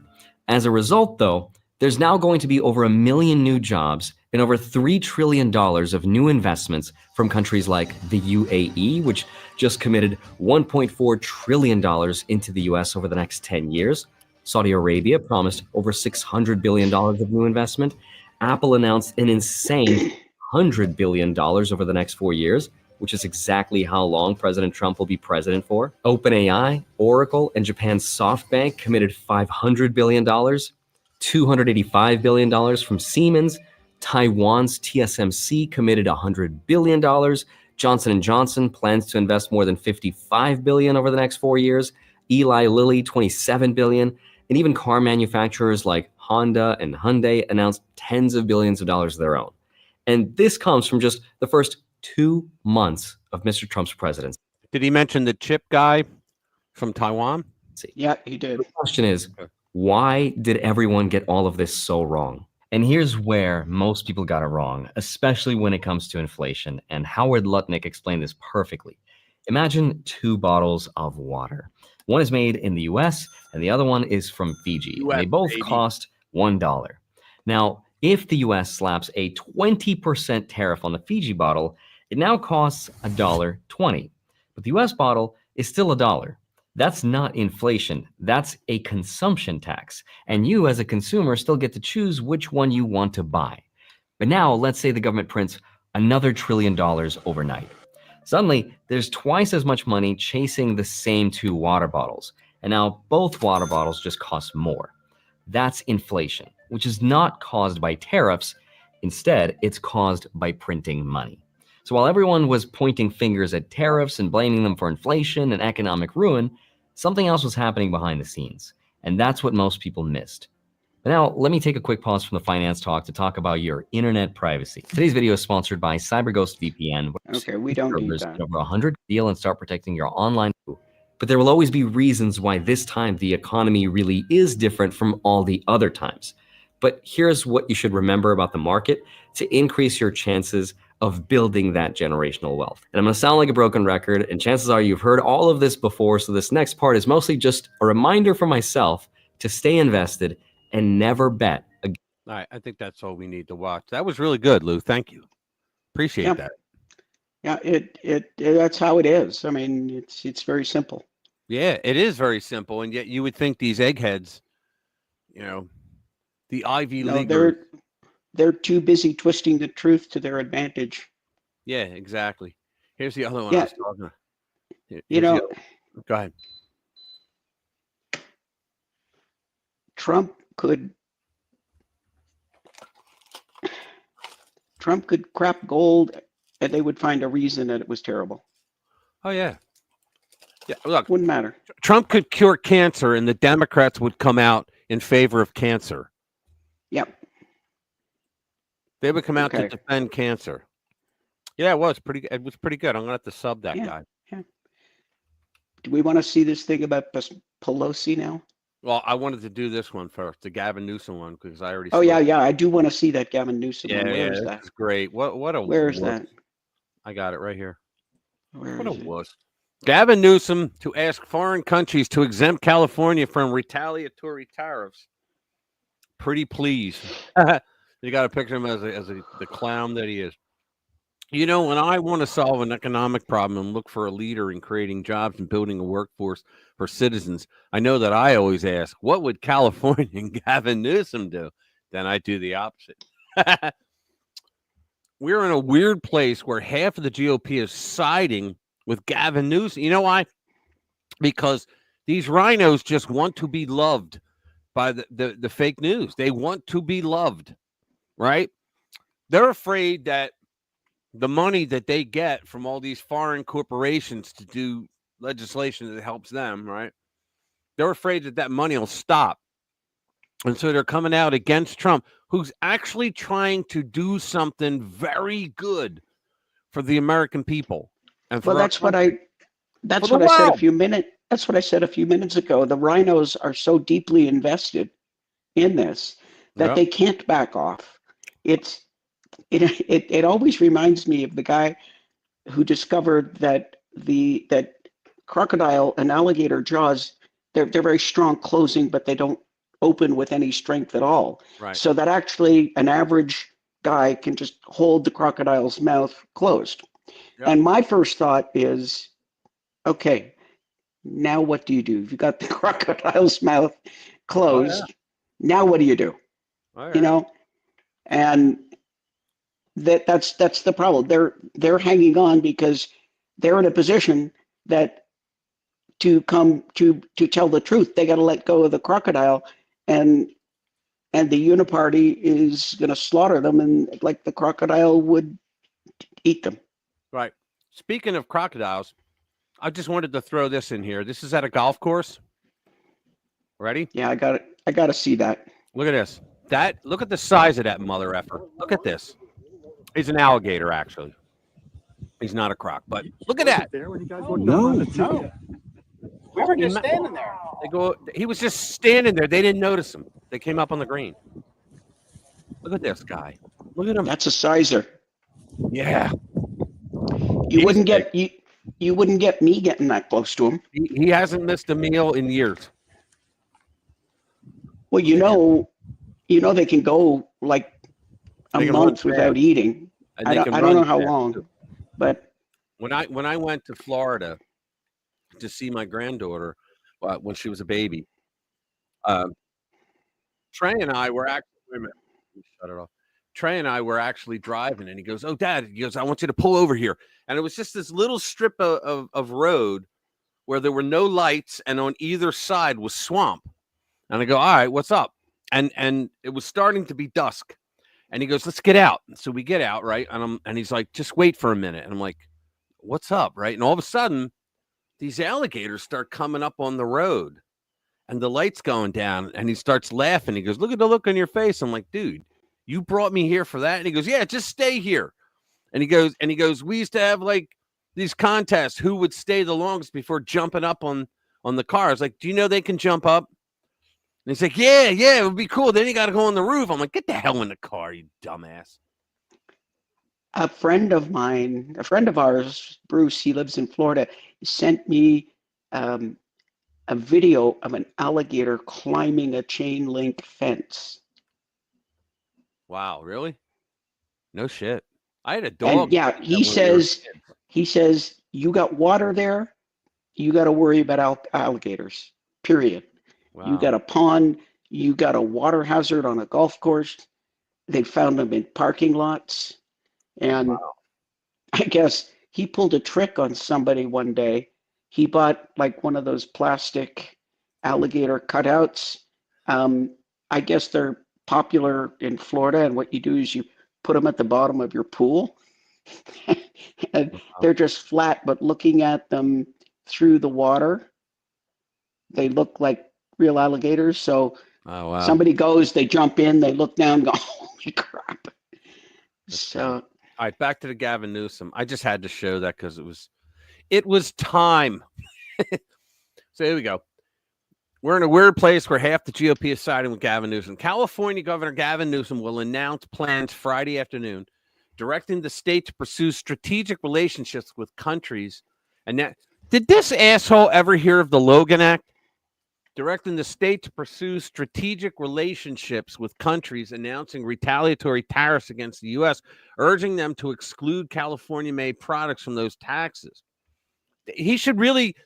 Gavin Newsom should now be the very first American that's charged and convicted of the Logan Act, because that's what he's doing.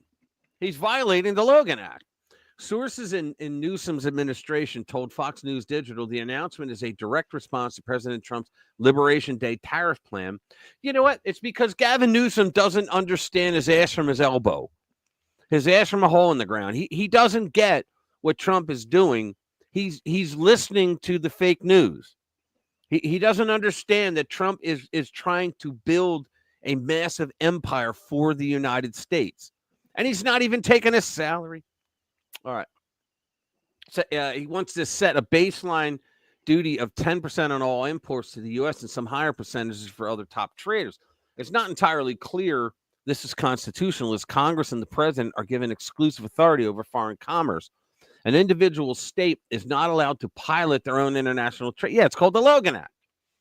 So state officials also said the retaliatory tariffs will cause major disruptions to cross-border supply chains in the California Baja region, arguing that if component goods are taxed each time they cross the border, the final price of the finished product will increase and be passed on to Californians. That's the whole point, dum-dum. That if tariffs do have to come in, if the foreigners don't blink and lower their tariffs, right? So reciprocal was lowered, then they're not going to be able to sell shit, because hopefully the Californians aren't stupid enough to pay the higher prices, and that would make the foreign countries back down. Nobody's buying our cars. Nobody's buying our shit. California. Nobody's buying our weed. You know, think about it. That would be the but Jesus Christ, can you imagine Gavin Newsom doing that? He never did a thing like that outside of for the American people, outside of this. He's a disgusting individual. Yeah, he really is. From what I understand, he suffers from dyslexia so bad that he doesn't use a teleprompter because he can't read it. So he has this incredible memory, which is why he can stand there and give a half hour to an hour speech without a teleprompter, because he memorizes everything. But you know he has a deficit in there, because you can really F him up if you question him halfway through his rant. If you stop, I've heard something about that. Yeah, there was a guy, who was he? He was a comedian who had a radio show, and he brought him on, and he would be like it was about well, he was trying to say that black people didn't have access to internet or something, and he would interrupt and go, well, why is that? He goes, well, you know, they just don't have access. Well, why? Do the white people in their neighborhoods have it? Well, yeah. Well, then why don't the black people have it? What's wrong with them? Why don't they have it? You know, because he wanted Newsom to finally admit, okay, I'm just playing games with words. You know, because it was always a lie. All right, black people had access to everything we had when the internet came out, right? Well, some rural areas. Well, how many black people live in rural areas? You know, it was all a lie. Yeah, there were some families that couldn't afford it, sure, but then states and cities started giving it out for free. Well, nothing's free, but started giving it to them for free. You know, and so it was a moment where you saw there was a chink in his armor. If you interrupt him and ask him a question, it will mess him up, because he lost where he was in his rant, because he has to memorize everything. I thought that was Here's, I've heard that before somewhere. I can't remember where. Here's another feel-good story if you want to talk about the Institute of Peace deleting their data. Yeah, I thought you wanted the Pelosi one. Oh, yeah, let's do the Pelosi one. All right, cool. Although she always makes me instantly nauseous. Yeah, I know. Me too. Watch. Nancy Pelosi in 1996 assails U.S. free trade with China. Is this reciprocal? And now she's saying, he's talking about this reciprocal stuff. He doesn't know what he's doing. In 96 on the House floor, Representative Nancy Pelosi assailed a then John Binder wrote the assailed a then bipartisan plan to give most favored nation status trade status to China, arguing that while the U.S. has low tariffs on China-made goods, China has high tariffs on American goods. Now, today, she would argue the opposite. Yep. If she could get a word out between drinks. Yeah. She does, and she has. Do you know that China still, to this moment, has most favored nation trade status? Oh, yeah. There you go. How far does China have to go? How much more repression? How big a trade deficit and loss of jobs for the American worker? And how much more dangerous proliferation has to exist before members of this House of Representatives will say, I will not endorse the status quo? First, we have to have the status quo to find out what's in the status quo. I just had to add in there.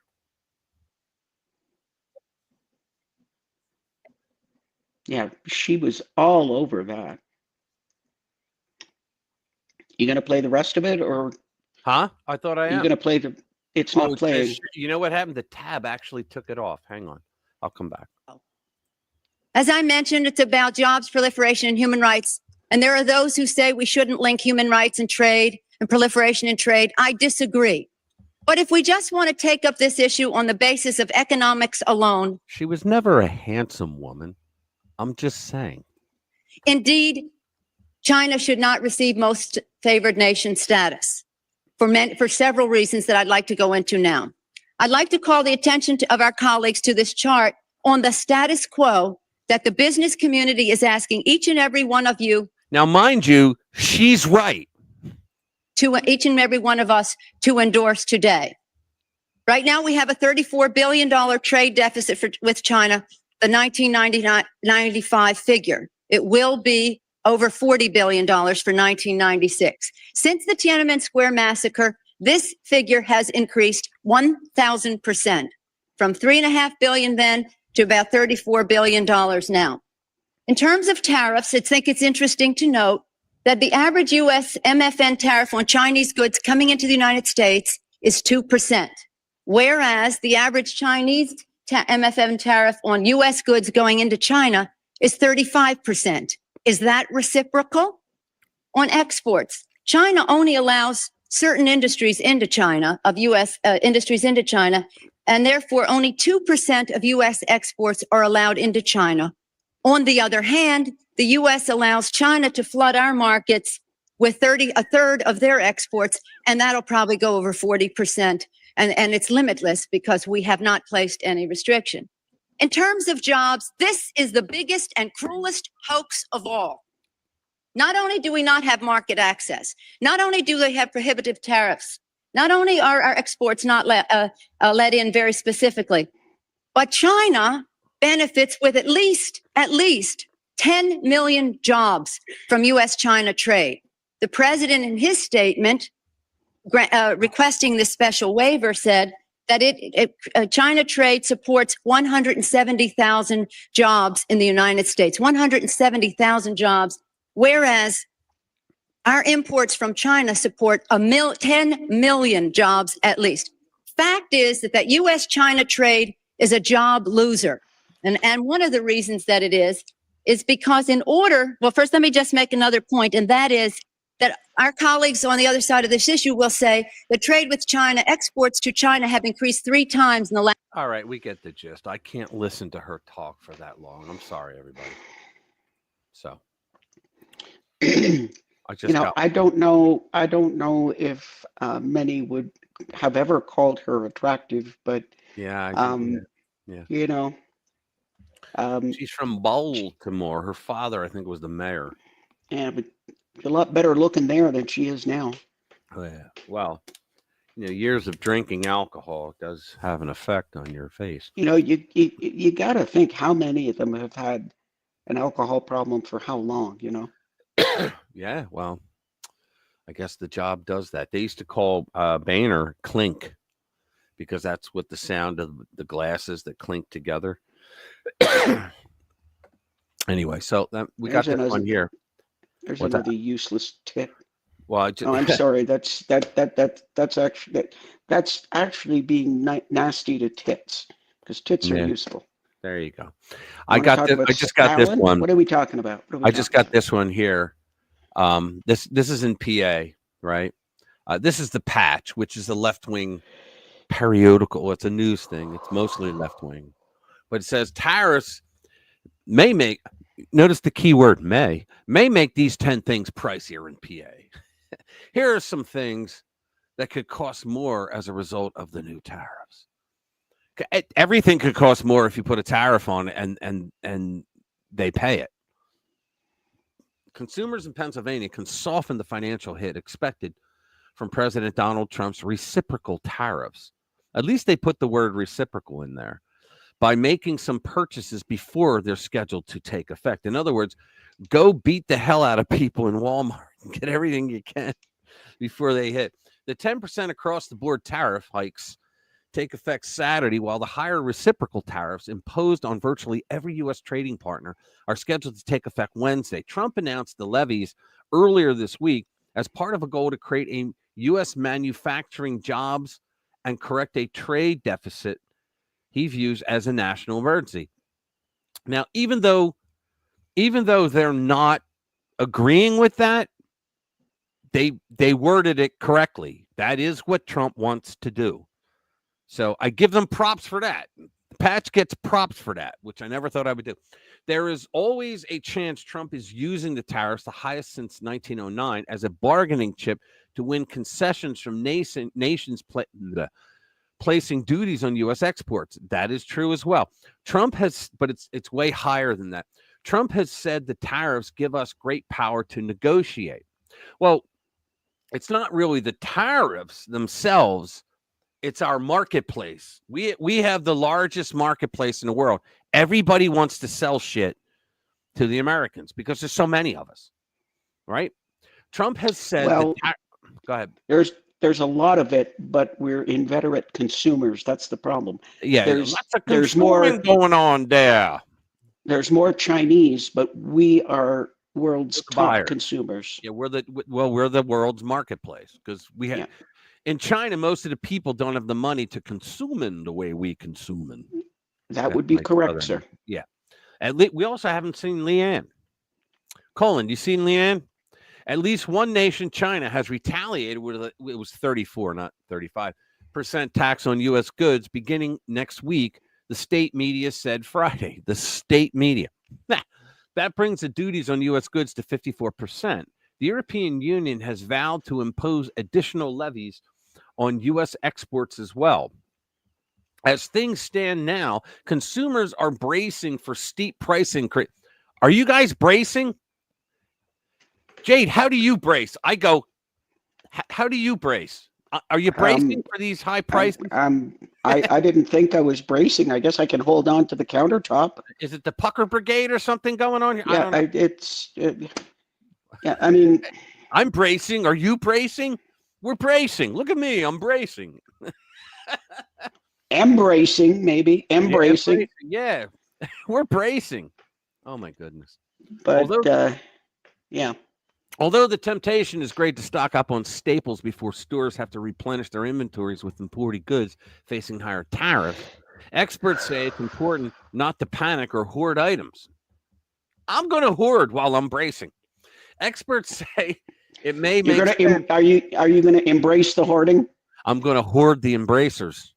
Okay, there you go. I'm going to do a twist. Experts say it may make sense to go ahead and buy already planned purchases of big ticket items like cars and appliances. I don't really need anything. Appliances before inventories are replenished with goods imported with higher duties They advised against panic buying and hoarding. Nah, we don't even need to read the rest. The rest is the little details that we don't need to listen to. But yeah. Hey, what's up, Beck? What's up? I haven't seen you in a while. Worry about me. Yeah, I actually do worry about you. How are you? Good for you. Thank you for being here. Appreciate it. So what do you want to talk about? Iran or which one Eric do you want? Adams? You pick one. What do you want? Which one? Let's hear about Iran. Report. Iran retreating from Trump. Even they are. Yep. Well, here we go. haven't heard much about that. This would be a good one to talk about. Iran retreating from Trump after he pounds the Houthis in Yemen. In other words, they went, all right, keep that shit over there. We don't want that shit. That's what they're doing. Iran is beating a retreat from Yemen where it has backed the Houthi rebels, who in turn have launched missiles and drones against Israel and have also attacked international shipping in the Red Sea as well. They're like the Barbary pirates, as well as Western naval vessels. The reason? U.S. President Donald Trump has launched a relentless assault on the Houthis while also restoring a maximum pressure campaign of sanctions. Can the man do no wrong? That makes it impossible for Iran to sustain its overseas terror proxies. I'm not saying that Donald Trump is perfect, but so far he's kicking ass everywhere. The UK Telegraph reported on Thursday, Iran has ordered military personnel to leave Yemen, abandoning its Houthis allies as the U.S. escalates an airstrike campaign against the rebel group. A senior Iranian official said the move aimed to avoid direct confrontation with the U.S. if an Iranian soldier was killed. The official said Iran was also scaling back its strategy of supporting a network of regional proxies to focus on the direct threats from the U.S. instead. Tehran's primary concern, the source said, was Trump and how to deal with them. See, that's the thing. They don't know how to deal with them. And let me say this. I like the Iranian people. The Iranian people are actually pretty cool. They're a very young country, right? And they don't like their government, which is why the government says we're not leaving. There's no elections, right? They'll say they have elections, but trust me, they don't have elections. So I remember when Obama was first in office in his first term, and there were the young college students and other people their age that were rioting. They were protesting and rioting against the regime there. And all Obama had to do is say, we stand with you. That's all he had to say. But he wouldn't do it. And when that message was sent, the nonverbal message, right? They waited a couple of weeks. It wasn't sent. They realized it ain't coming. And so they sent their police out, their military out to crack heads and beat the living hell out of people. And then it dispersed. But he could have gotten them out, that regime out. But he didn't, because he's a piece of crap. President Joe Biden had been reluctant to confront the Houthis. He'd be like, a Houthi? What? Is that a restaurant where those women with the big, that's what he would be like. Owls. Owls. It refers to owls. Yeah. And Hooters. I know. Upon taking office, I know, I've been there many times. Upon taking office in 2021, he removed the Houthis from a list of terror organizations. Can you imagine he removed the Houthis from a terrorist organization where Trump had put them? When the Houthis began attacking Israel and global shipping, the U.S. put together a coalition to defend commercial traffic in the Red Sea, but mostly stuck to defensive actions. The reason why that's important that he took them off the terror list, because when you go on the terror list, a shitload of money now goes into going after them and stopping their terrorist activities. When you take them off that list, when the Secretary of State takes them off that list, the money goes away. Therefore, there's no federal law enforcement, no military, nobody doing anything to stop them. And that's why. And Joe Biden was just a piece of crap. Well, whoever was pulling his strings. Israel took the initiative, launching long-range strikes that sent a message but lacked American firepower. Trump ordered powerful strikes on the Houthis in mid-March, which the U.S. media turned into a scandal over the text chain, the signal thing, right? That's what that's about. But Iran is on the run. Damn. Iran's on the run because Trump is very unpredictable. Give a hooey. Well, don't you remember that time when he was in an interview and he said it was referring to Putin at the time? Yeah. So it was referring to Putin at the time. You guys are on. And he was saying, Agreed. Thank you. Our girls here are the best. Yeah. He was referring to Putin at the time, and he said something to, I don't got cooties. I don't know about anybody else. No. She meant someone else. Yeah, I hope so. And he was saying something to the effect of that Putin was 90% sure that but he was 10% unsure. And that's all it needed. You just get it to be a little Well, that was bit. after he dropped the mother of all bombs and he killed the Spetsnaz down in Assad's in Syria's airport. Yeah, and they asked him, "Why didn't you retaliate?" He goes, "We had no idea what Trump would do. He's very unpredictable." Yeah.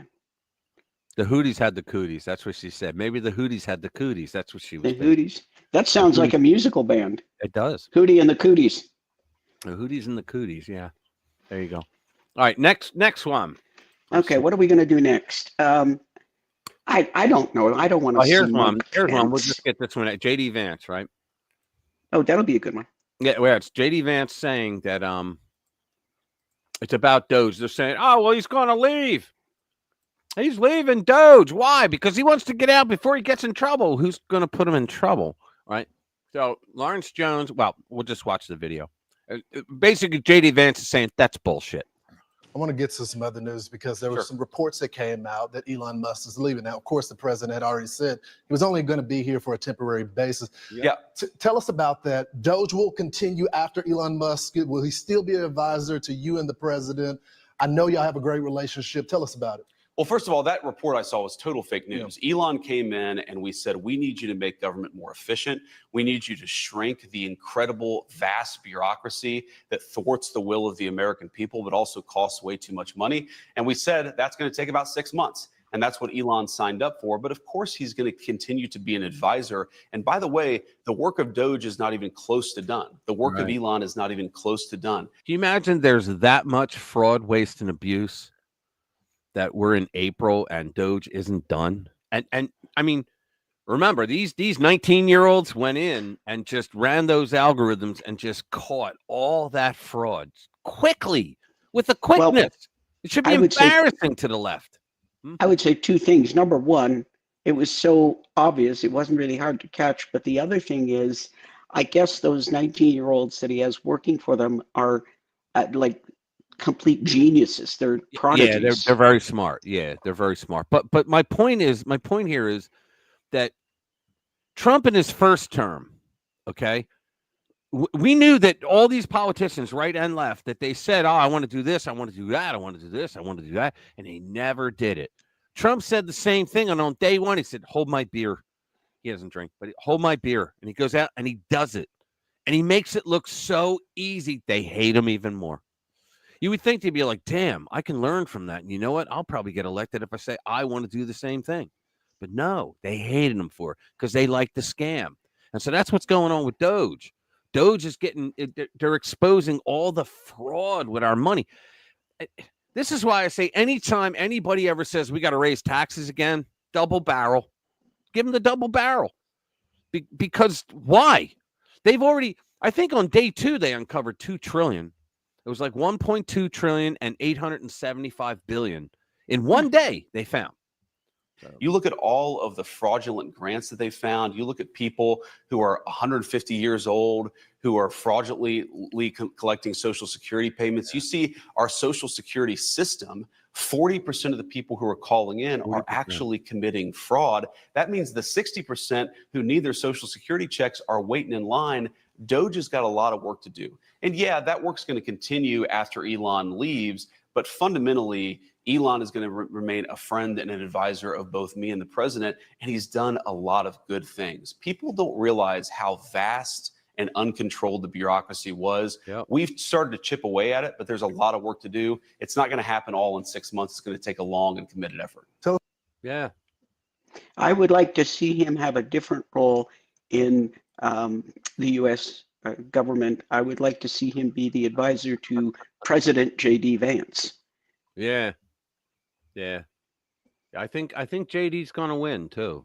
I mean, I got a pretty good feel. It's a long way away, but I got a good. Okay, so JD Vance is involved in a lot of things that most VPs aren't, right? And he's given speeches over in Europe to tell them, hey guys, you know, your whole, like, your fundamental democracy of free speech and things like that, freedom of association, you guys are really screwing the pooch on that. And yet the Democrats are sending Gretchen Whitmer, the governor of the largest unemployment growth state, to talk about how to create jobs. So I don't think we have an awful lot to worry about at this point. Let's go with Mary Mayor. Why can't I talk? Brush my teeth. Can't do a thing with him. Mayor Eric Adams. Let's talk about him. Yep. New York City. I like that. Mayor Eric Adams, dropping out of the Democratic primary, will seek re-election as an independent. Now, you know the party is not going to allow him to win. There will be more lawfare. He's already had lawfare against him, but there will be more lawfare against him in the end. Eric Adams will not seek the Democratic nomination for New York City mayor, instead pushing all his chips in a long shot run as an independent candidate. His Honor dropped the bombshell news in a campaign video announcement Thursday, just the day after a federal judge killed his corruption case for good. Let's see what he has to say. Here we go. I grew up in a city that failed my family. My mother raised 6 children on her own, working 3 jobs. Yet, even when her hard work was met with injustice and indignity, she soldiered on. She believed in New York. She taught me that you can never do wrong by doing right. That resilient spirit is the essence of New York. And her example and the grit of everyday New Yorkers is what inspired me to public service and what gives me strength today. It's a simple truth. New Yorkers are strong and they deserve strong leadership. And when New Yorkers worry about their bills at the kitchen table or feel unsafe on the subway platform, I don't know, because they elected Kathy Hochul to office. So how much can they be worried about shit knowing that they elected a person that doesn't give a rat's ass about them? They don't expect a political party to help. They want leadership from a person who understands their struggle and their story. There isn't a liberal or conservative way to fix New York, but there is a right. No, there really is. Way and a wrong way. And true leaders don't just know the right path, they have the guts to take it. I've always put New York's people before politics and That's a lie. Party, and I always will. Some leaders choose rhetoric over results and fail to make working people their North Star. But the values of Jade, I'm getting a little nauseous. A working class base, pro public safety, pro worker, pro quality of life are still there. Okay, we know. We got it. We got you. When he was a lieutenant, and when he was a lieutenant in the police force, he was in the trains. Okay, he was the transit guy, and he used to have to get what you called a chit, which was the lieutenant would come down to your section, and to prove that you were there, you would have to go over and get him to sign, do his initial on something, right? And I heard many cops say this, that you know how trains are, right? You have this section, then track, then another section, then track, and you got to go up and over and down again. Well, it was said that if the police officers on the side were black, he would go to them. He would make the walk to go to them. But if they were white, he made them go to him. And he did it every single time. And I'm not supposed to talk about that in polite company, right? So he's a racist. Yeah, I have no, particular love for the man or no time for him. He's still, he's still a woke Democrat. But right. I do feel bad for him though, with how they attacked him over the illegals. But you notice as soon as he stepped 1 foot off the plantation, all of a sudden he's feeling the wrath of the Uniparty now. Yeah, he is. What happened was he went along with it at first. When Governor Abbott started sending all those thousands of people to his sanctuary city, he did the usual. Oh, we are a sanctuary city, unlike Greg Abbott. We're not going to turn people away. And yeah. That didn't age well, and he even started shipping them out to other countries. Well, he started shipping them. I don't know if it was him. There was some got shipped to Canada. I don't know. Yeah, they came back. It was they came They were back. like, it was too cold. Yeah, they too said cold. It's too cold. Yeah. But what he was doing is he was sending them into the suburbs. Yeah. And they were doing the same thing in Chicago. Yep. The thing about it is, his mouth is moving, but he's just parroting the same words. It's interesting, and I think it's the first step to he's got the first dose of the cure of TDS, because he's rejecting that, but he hasn't taken the red pill yet, because he is still saying, "Oh, I'm a Democrat," but he's not. Right. He's not, and this should have taught him that he's not. Well, like we said, I read a book, and it's called the what was it called? The Woke Supremacy. Go on to Amazon and Kindle and find that if you want to read a really good book. It's The Woke Supremacy. I think I put a link to it before, but he talks about how with the woke, it's a yellow cover. He talks about with the woke that you could be as wokety woke crazy as you want. You disagree with them once and you're out. Yep. You are fucking out, right? And you may never get back in, right? And because communism, it demands total acquiescence to the supremacy. All right. And he goes through like every Marxist, communist, whatever fascist movement has the same thing. They have the one that he calls it, right? So for the Russians, the Soviets, the one was the worker, right? And for the Nazis, it was the Aryan, right? Stuff like that. For Mao, what was it? I think that was the worker too. I forget what it was for Mao. I think it was the worker, but it was or the soldier or something. And so for the Americans, it was the woke. You all had to be like the woke, right? And so that's what they lived through, the Democrats. So at first he tried to pull the policy wonk shit. Well, it's just Governor Abbott's doing them. People set him straight on that. And like, no, asshole, it's your president and you're not saying anything. And then finally, there were enough reports that came out that the people in New York were so fed up. They were like, we can't have this anymore. We're not going to vote you in. So he started finally pushing back on Biden and saying, you guys have to do something. Like you have to give us the resources if you're going to allow these to keep coming here, right? And Biden didn't. Now think about this.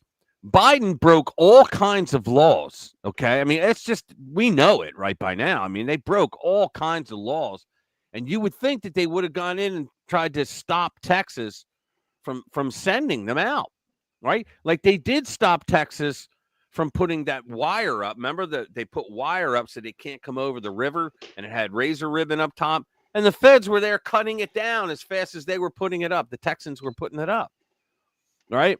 So you got to wonder, why did Biden not do that? Why didn't he step in and go, you can't ship these people up here anymore? Get a federal district judge that seems to think that they can rule anywhere they want, nationally.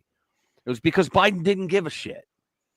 They didn't care that the people in New York were hurting because they knew that they were stupid enough to vote Democrat the rest of their life anyway. Sorry, anybody from New York. Yeah, and then Adams comes out and he feels the knife in his back, and I mean this was his only move because he knows they're probably going to primary him, and if he cannot, they won't let him get the Democrat nomination, and the only way for him to run is to be an independent, and he's greedy enough. He wants that. Yeah. But it's very different. If you remember how Tulsi Gabbard handled the whole thing, because she came in, she voted, right along party lines. Yeah. Every progressive thing. Until she came out and said, I'm paraphrasing, I don't remember exactly, but she basically said, look, I've been a good Democrat and I'm just stretched beyond what I feel is believable, and I'm done. And I'm no longer a Democrat, period. And Adams just doesn't have the stones to go that far right yet. Yep. Yeah, he's being a weasel because, you know why? Because weasels will be weasels. Right. And exactly. so he's still trying to do the Democrat thing where you're playing both sides. Tulsi Gabbard came out and said, no, I used to believe in the Democrats. I used to think, this, that, and the other. They've moved all the way over here, and this stuff is crazy, and I no longer can be a part of this party. And she just stood up and said it, and I'm done. Yeah. And go ahead. yeah, no, and I was just the difference. The difference impresses me. Yeah. That this may be the first small step for Eric Adams, but I think he would still be a progressive. Look, he continued with de Blasio's insanity of forcing people in the medical industry to get the jab or they were fired. And I mean, this after he knew that that a hospital could no longer deliver babies because in the maternity ward they didn't have enough nurses or doctors. So he continued that shit. He's just as batshit crazy as the rest of them. This whole ploy that I'm going to do this as an independent. Why? His party isn't shunning him inside New York. I didn't hear that. I heard. Oh, but they will. The Democrats are never going to let him run. Let me change the subject. I got an email, and it's how I love to do. I get these emails from someone. They're moveon.org emails, and this person that I know, who's in the chat, is actually, and I don't want to mention the name, but is actually signed up for these know thy enemy type thing, right? This is just outrageous. They're doing a rally tomorrow, right? And it's called Hands Off. Let me read this. It says, you don't want to miss this. Get this. 570,000 people are mobilizing tomorrow at local hands-off events across the nation to stop Trump and Musk's billionaire takeover of our country. The level of ignorance in that one sentence alone. I mean, think about this. Their billionaire takeover of our country. They're not making a freaking dime. So it has this greedy administration needs to get their hands off our jobs, our services, our healthcare, and our communities! Exclamation point. I'm not showing it for a reason because the person's name's in here. It's time to tell President Trump and Elon Musk, hands off! Thanks for all you do. And it has since taking office, the Trump administration has taken a wrecking ball to our public services, jobs, privacy, and rights. How privacy? How is he taking privacy? I don't get that. Well, because he allowed Elon to look at some data, Yeah, but that's it's public data. There's no privacy. An administration's advisor that has a security clearance beyond top secret. Oh yeah. And his handpicked team had the audacity to look at data. some data, and yet they're not upset about the thousands, literally, of employees that have never been vetted, right? That look at your data all day long. All day long. So it says Donald Trump and his co-president Elon Musk, they're so stupid, are governing on behalf of themselves and their billionaire buddies at the expense of the rest of us. You can just hear them. Oh my God. But the people have had enough. On April 5th, hundreds of thousands of people across the country are coming together to take action and demand hands off. No more big. They're using people's donations for this kind of stupid shit. Like it's going to make a difference. No more billionaires raiding our government while working people and families struggle to make ends meet. Well, first of all, they're not working people. If you work for the federal government, you're not working. Let's be honest. How many of them? The fucking federal government has become a jobs program.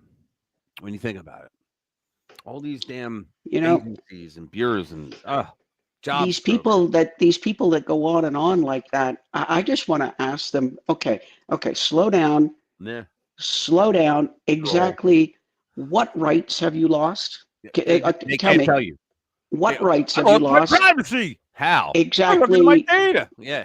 Exactly. How much Social Security, Medicare, and Medicaid has been compromised? How many people? Show me the people that have lost the benefits. Show me how you've lost your rights. That's the kind of question I want to ask them. It's just crazy, man. And they just they're suckers. They donate to them. They just believe whatever they say. It says Donald Trump and Musk think the country belongs to them. How many times has Trump said and Musk said the American people need to know the amount and level of fraud with their money? The reason they pay taxes is not for this fraud. I mean, they said we're doing this for the American people because now you don't need taxes. Like, this is what Trump's saying. He's like, look, we may not need an income tax. If we just do it by tariffs, we might not need an income tax. But I'm rioting, goddammit, because my congressman can't keep getting his grift. So she said, I'll repeat. Donald Trump and Musk think the country belongs to them, but it belongs to the people. It's time for the government to start working for every person, not just the top 1%. This is our opportunity to come together to make clear to the administration that enough is enough. They need to get their hands off our rights and benefits and stop the attacks on our freedoms and our communities. I think what they're talking about there is the people that were let go because they were worthless jobs program workers. And they realized that they didn't need all those people, so they let them go. And the U.S. aid, I mean, how corrupt was that, right? Sending your tax dollars overseas, but not to spread Americanism overseas, but to do anti-American globalist bullshit. Programs that trash the United States, right? And so they lost their job, as they should have. They should have years ago, right? And that's what they're talking about, right? These people are so stupid. Hundreds of thousands of us will come together to show Trump and Musk that we won't allow them to destroy our democracy. We don't live in a democracy. And everything we hold dear in order to enact their billionaire-backed agenda. I love how they throw the billionaire in there all the time. You know, so they're both billionaires. They're not even taking a salary for what they're doing. And if you'll notice, like something like 90% of the big hedge fund managers are big Democrat donors. Most of the most billionaires by a wide margin live in deeply blue districts. Yeah. Oh yeah. No. Who donates to who? The vast majority of the billionaires are donating blue, honey. You better get used to that. Oh, yeah. Let me finish this. So, a core principle behind hands off is a commitment to nonviolent action. We'll see. We expect all participants to join the events peacefully and to seek to de-escalate any potential confrontation with those who disagree with our... Now, how much you want to bet? If a riot breaks out or people start to get their ass beat or Teslas are set on fire, well, this is Donald Trump's fault. They'll blame Donald Trump for this shit. And MAGA. Oh, I got to do another video on this email. I have to. Because it just... It exposes the stupidity of the left. It says, and if you're already signed up for an event, please consider forwarding this email to 3 friends. Oh my God. The Move On community will work every moment, day by day and year by year, to resist the Trump agenda, contain the damage, defeat hate with love. This is love. The shit they wrote here, it's all lies. And begin the process of swinging the nation's pendulum back towards sanity, decency. Really, forcing people to get experimental medicine is sanity or decency, right? Yeah, I mean, if you're talking about, or you lose your job. If you're talking about autocracy by billionaires, you are talking about the Biden regime, of course. Oh, of course. That's what they were. That's all they were. You know, and of course, Trump didn't get a mandate. He didn't get a mandate. He got 312 electoral votes. Yeah. 89% of counties turned more red. Turned over, yeah. 0 counties turned more blue. Right. He won got the popular vote. He won all 7 key battleground states. All 7 battleground states. Yeah. But he doesn't have a mandate. He doesn't have a mandate. He only won by a couple million. So what? He got the popular vote, even though we know that doesn't mean shit. We're glad that he got it because it makes you go toys in the attic, batshit crazy. Yeah. Did you see? I forget who it was one of those liberal wackos, and they interrupted somebody when they said he got the popular vote. You gotta love the jokes. Okay. Speaking of jokes, where's Bobby, man? This lefty, he interrupted somebody who said that Trump got the popular vote, and he said no, he didn't, because he didn't get. I forget what he didn't quite get 50%, but he got more than Kamala.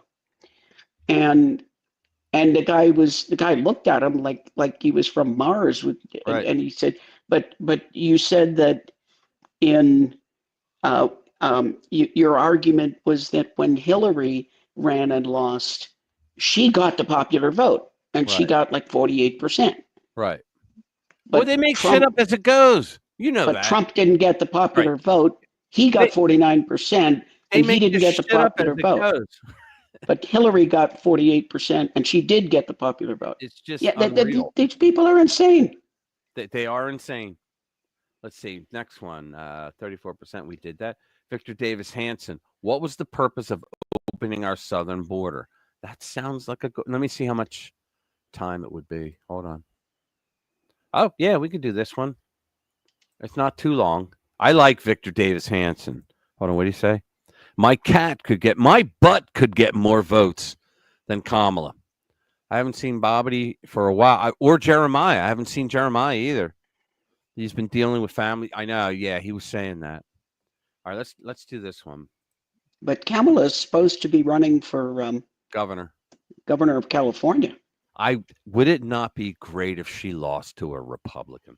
Here we go. Let's watch. And I would keep an eye on that race just so I could break out the popcorn.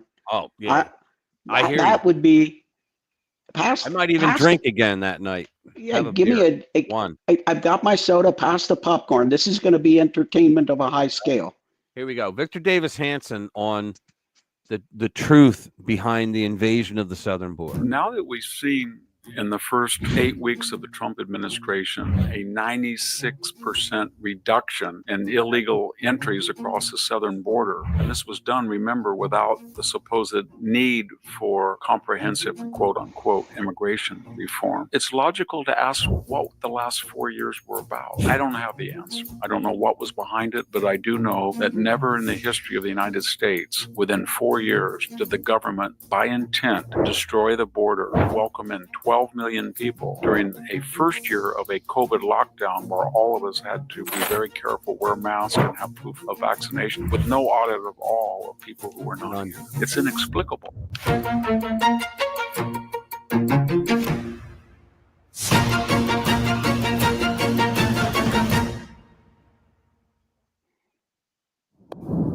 Hello, this is Victor Davis Hanson for the Daily Signal.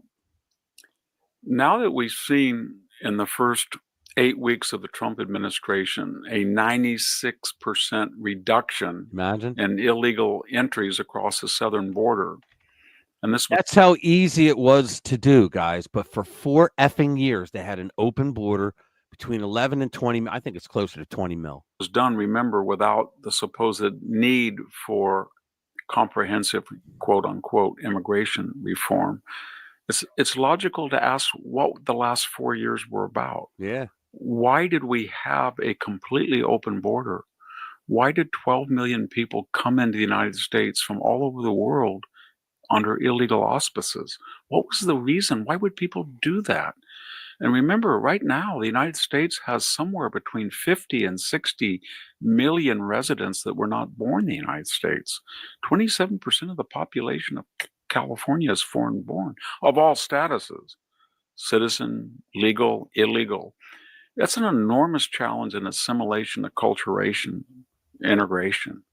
And we're not doing that, of course. But why would we do that? Why would we have 16% now of the population of the United States is foreign born? What was the rationale behind that? That hasn't been that high since I think the Italian migration when they immigrated to the United States. I think it was the Italian. We haven't had that high of immigrants, but these people are, at least the Italians came in legally, right? Yeah, they all came off the boat in Ellis Island. Yeah, and without passports, wop. But sorry, Lou, had to do that one. But think about it. These people, they're not immigrants. Damn it, they're not immigrants. They're illegals. They're not. You know, that's the funny thing that most of these lib nuts, they don't understand. If these people came in legally, and I'm not talking, well, Biden told them to go through a port of entry and we'll just let you in. No. If they came through the process legally, it would be open arms. Most Americans would be like, hey, welcome. You know, there's no racism involved. Plus, Hispanic is not a race. It was a made-up thing by the Nixon administration. Nixon actually came up with that term because he wanted to give them political power. He said they have no power. We got to create a name. Let's call them Hispanic. They literally came up with it. So, I mean, it's not a race, right? What are they? They call Kate? What are they? I don't know, but it's not a race. And yet, if they came in legally, people would have no problem with them. It's when they come in illegally, because their intentions are, if you break the law like that, and they go, it's just a misdemeanor the first time. I don't give a rat's ass what it is. You came in illegally. You have no intentions to do good here. They're going to get a job, yeah, illegally. You are taking a job away from an American citizen because you're taking less money because you're illegal. It's not right. Especially in the context of illegal entries. Looking back, what were the Democrats, what was Biden, what were the handlers of Biden thinking? I suppose they thought that maybe people who were coming in without English, without high school diplomas for the most part, without capital and without skills would be dependent on federal largesse. I know you're going to say, well, people who are not here legally cannot get Medicaid. They can get Medicaid in emergency. In California, anybody can get Medicaid. Which we had another story we did that showed that millions. He had like 5 million. Biden had 5 million illegals that were on Medicaid. They had 2.1 million that were receiving all kinds of federal benefits, and out of that, they had millions upon millions that were registered to vote. And part of my video showed Musk had that guy, had him, one of his guys. He was like president of a digital data company, but he pointed out. He said, "Yeah," he goes, "It's unbelievable. We were stunned when we learned they were voting. They found out illegals were voting in the national election by the millions." Of course they were. And just for the record, it is illegal. You may not deny medical care to anyone in an emergency room that requires it. It is, I think, what is it? EMTALA, the emergency medicine, something something, yeah. Yeah, EMTALA, and that is Emergency Medical Treatment and Labor Act. If somebody is in distress or is in labor, you may not turn them away. There was a whole science behind this down near the southern border where somebody who was near term, they would get in the car, they'd drive across the border up here. Then, when labor started to go, they waited till, the labor was really going. They'd sit in the parking lot of the hospital. Yeah. And then once the labor was, really established, they'd run the woman across into the emergency room. But they had to time it correctly because I understand that some of those little hospitals, because they would pick on the little hospitals, some of them, if they said, okay, you're not far enough along, they'd put the lady in an ambulance and run her back down to a hospital across the border. Right. Well, the Clinton administration was throwing, they were dropping leaflets along the border on their side of the border saying, are you pregnant? Did you know that if you come into the United States that you'll get like prenatal care and you'll get delivery care and then your child will be a citizen? I mean, what was the point of that? Why would they do that? Let me finish the Victor. We here call Medi-Cal. So many people came in illegally and got on Medi-Cal that the system is broke. It's $6.7 billion in the hole. 50% of the population of all births are on Medi-Cal, and 40% of the California resident population are on Medi-Cal. So was the idea to get people dependent on the government, and then that would make government grow and more redistribution and more higher taxes, a way of what? Having equity, taking from the small, supposed greedy elite and making them pay higher taxes to fund this social welfare? Or was it utopianism, globalism, 21st centuryism, end of the worldism, in which you think that borders are a 19th century construct? We're all people of the same planet, as we see in Europe. So let's just get rid of borders. Let's make it everything from Yucatan to the Arctic Circle. We can just go anywhere we want in this utopian dream. There's no difference. Why is somebody who was born in Chiapas or Oaxaca or Michoacan to dire poverty and cartels and corruption, why doesn't he get the chance of somebody who's born in Malibu? Well, as social architects, maybe the left thought he should have the chance. So we'll just destroy the border. Yeah. Or a third reason why was it more sinister? Did they think that after 2020, when the majority of states changed the balloting laws to such a degree that earlier mail-in and early voting had only constituted 30% of those who voted, 70% voted on election day. Now 70% of all American voters do not vote on election day. They don't go before somebody and show a driver's license. It's election month now. Did they think under this system they could bring in 12 million people and in some cases they could vote? Now that's a very controversial topic. The left says that they never do vote. I'm not suggesting that they do in numbers, although I will suggest that although it's illegal at the state, most states, but it's absolutely illegal at the federal level. 16 local jurisdictions allow illegal aliens to vote in city council, school board elections, local referenda. It's a trend that the left is trying to cultivate in mind. So do they think that eventually the more people you bring in, so you have 50 or 60 million people who were not born in the United States, they're going to be a constituency, and equity being what it is and parity being, they deserve to vote? Was that the long-term goal? Yep. Or was it a fourth reason, just simple nihilism, chaos? People were angry at the Trump years, or they're angry at traditional America. They think it's racist and sexist. It doesn't provide diversity or equity and inclusion. I'll give you my answer. We don't have to listen to the rest of this. I'll give you my answer. I think it was because they treated people. Yeah, I like them a lot too, Sheila. They treated people so piss poorly in blue states that they left with their feet. They moved for the freedom of red states. We talk about this all the time.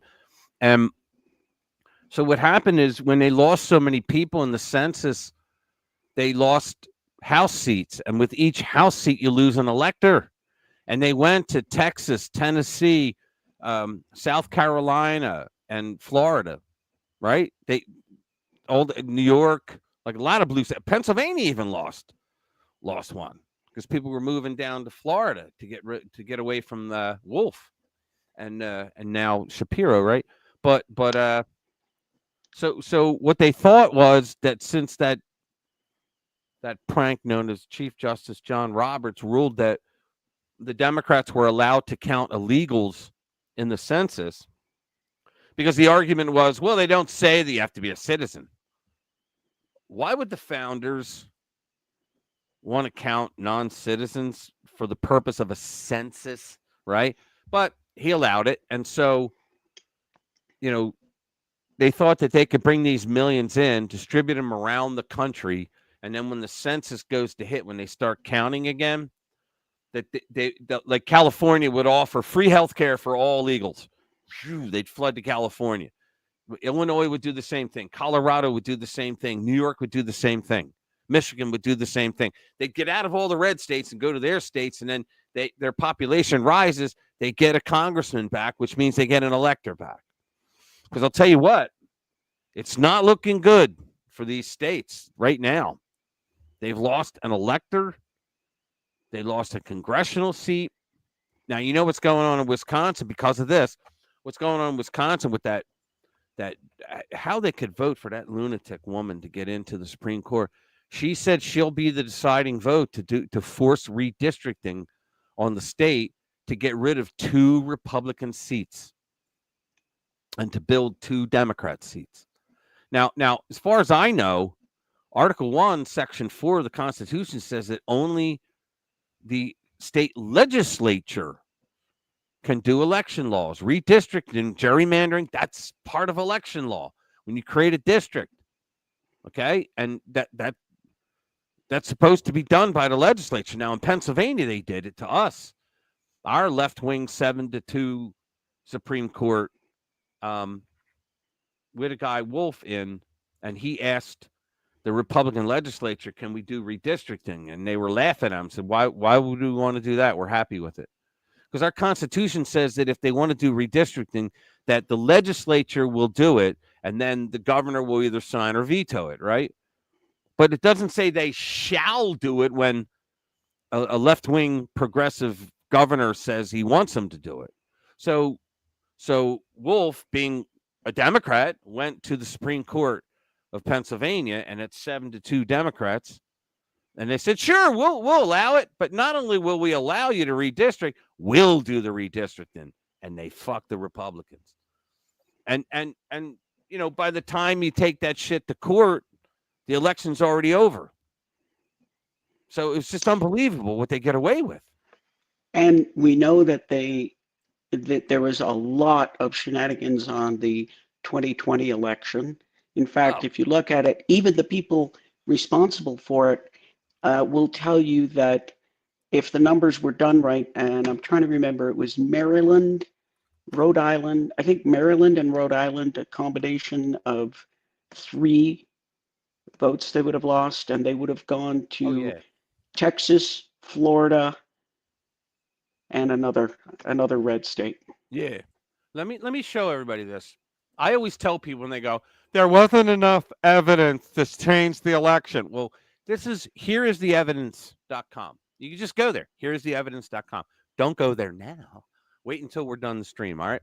But here you go. Ready? You scroll down.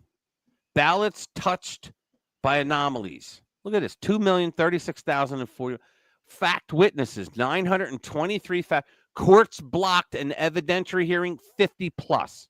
Okay. They go, they lost everything. Right. So check this out. So this is the evidence, right?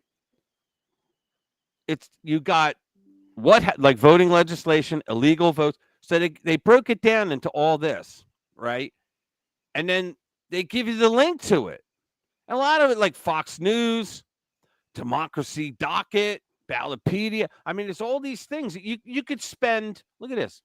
You could spend an entire 8 days going through all this. Like let's look at the headings. So we saw the first two: discarded or destroyed ballots, voting machine irregularities. That's a big one. General, whatever, unverified new submissions. Right. This is the way they cheat. Right. Yep. They have it all. Look at that unverified news. Look how many there are. I mean, holy crap. Yeah, right? but Rich.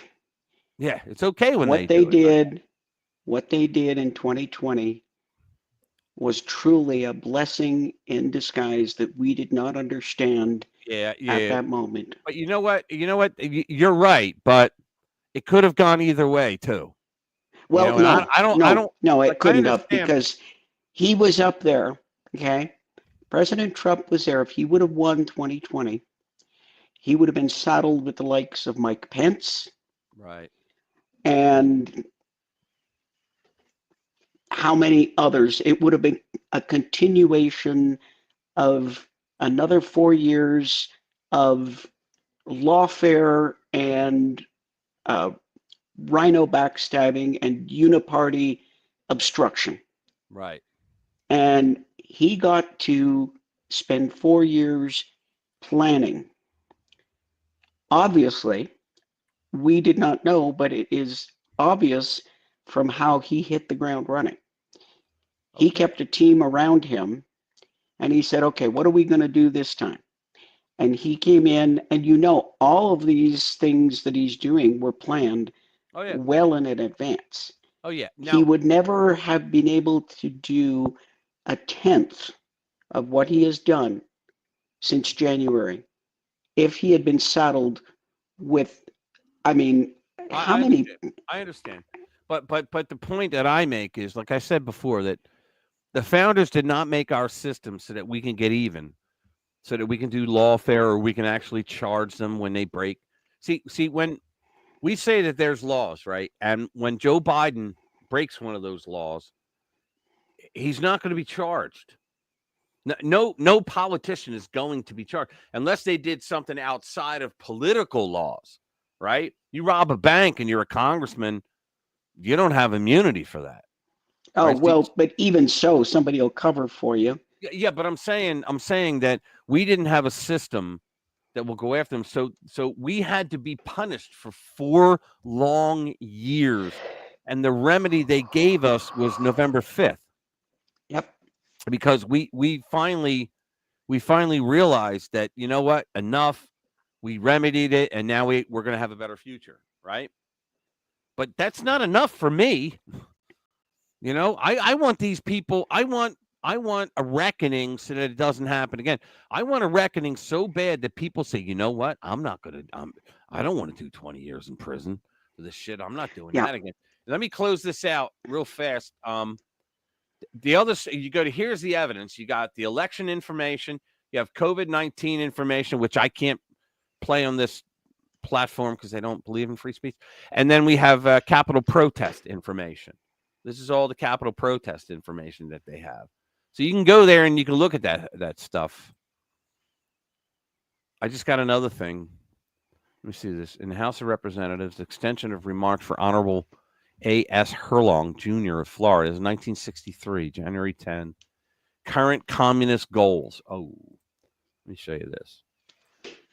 This is really something. Where is it? Where is that?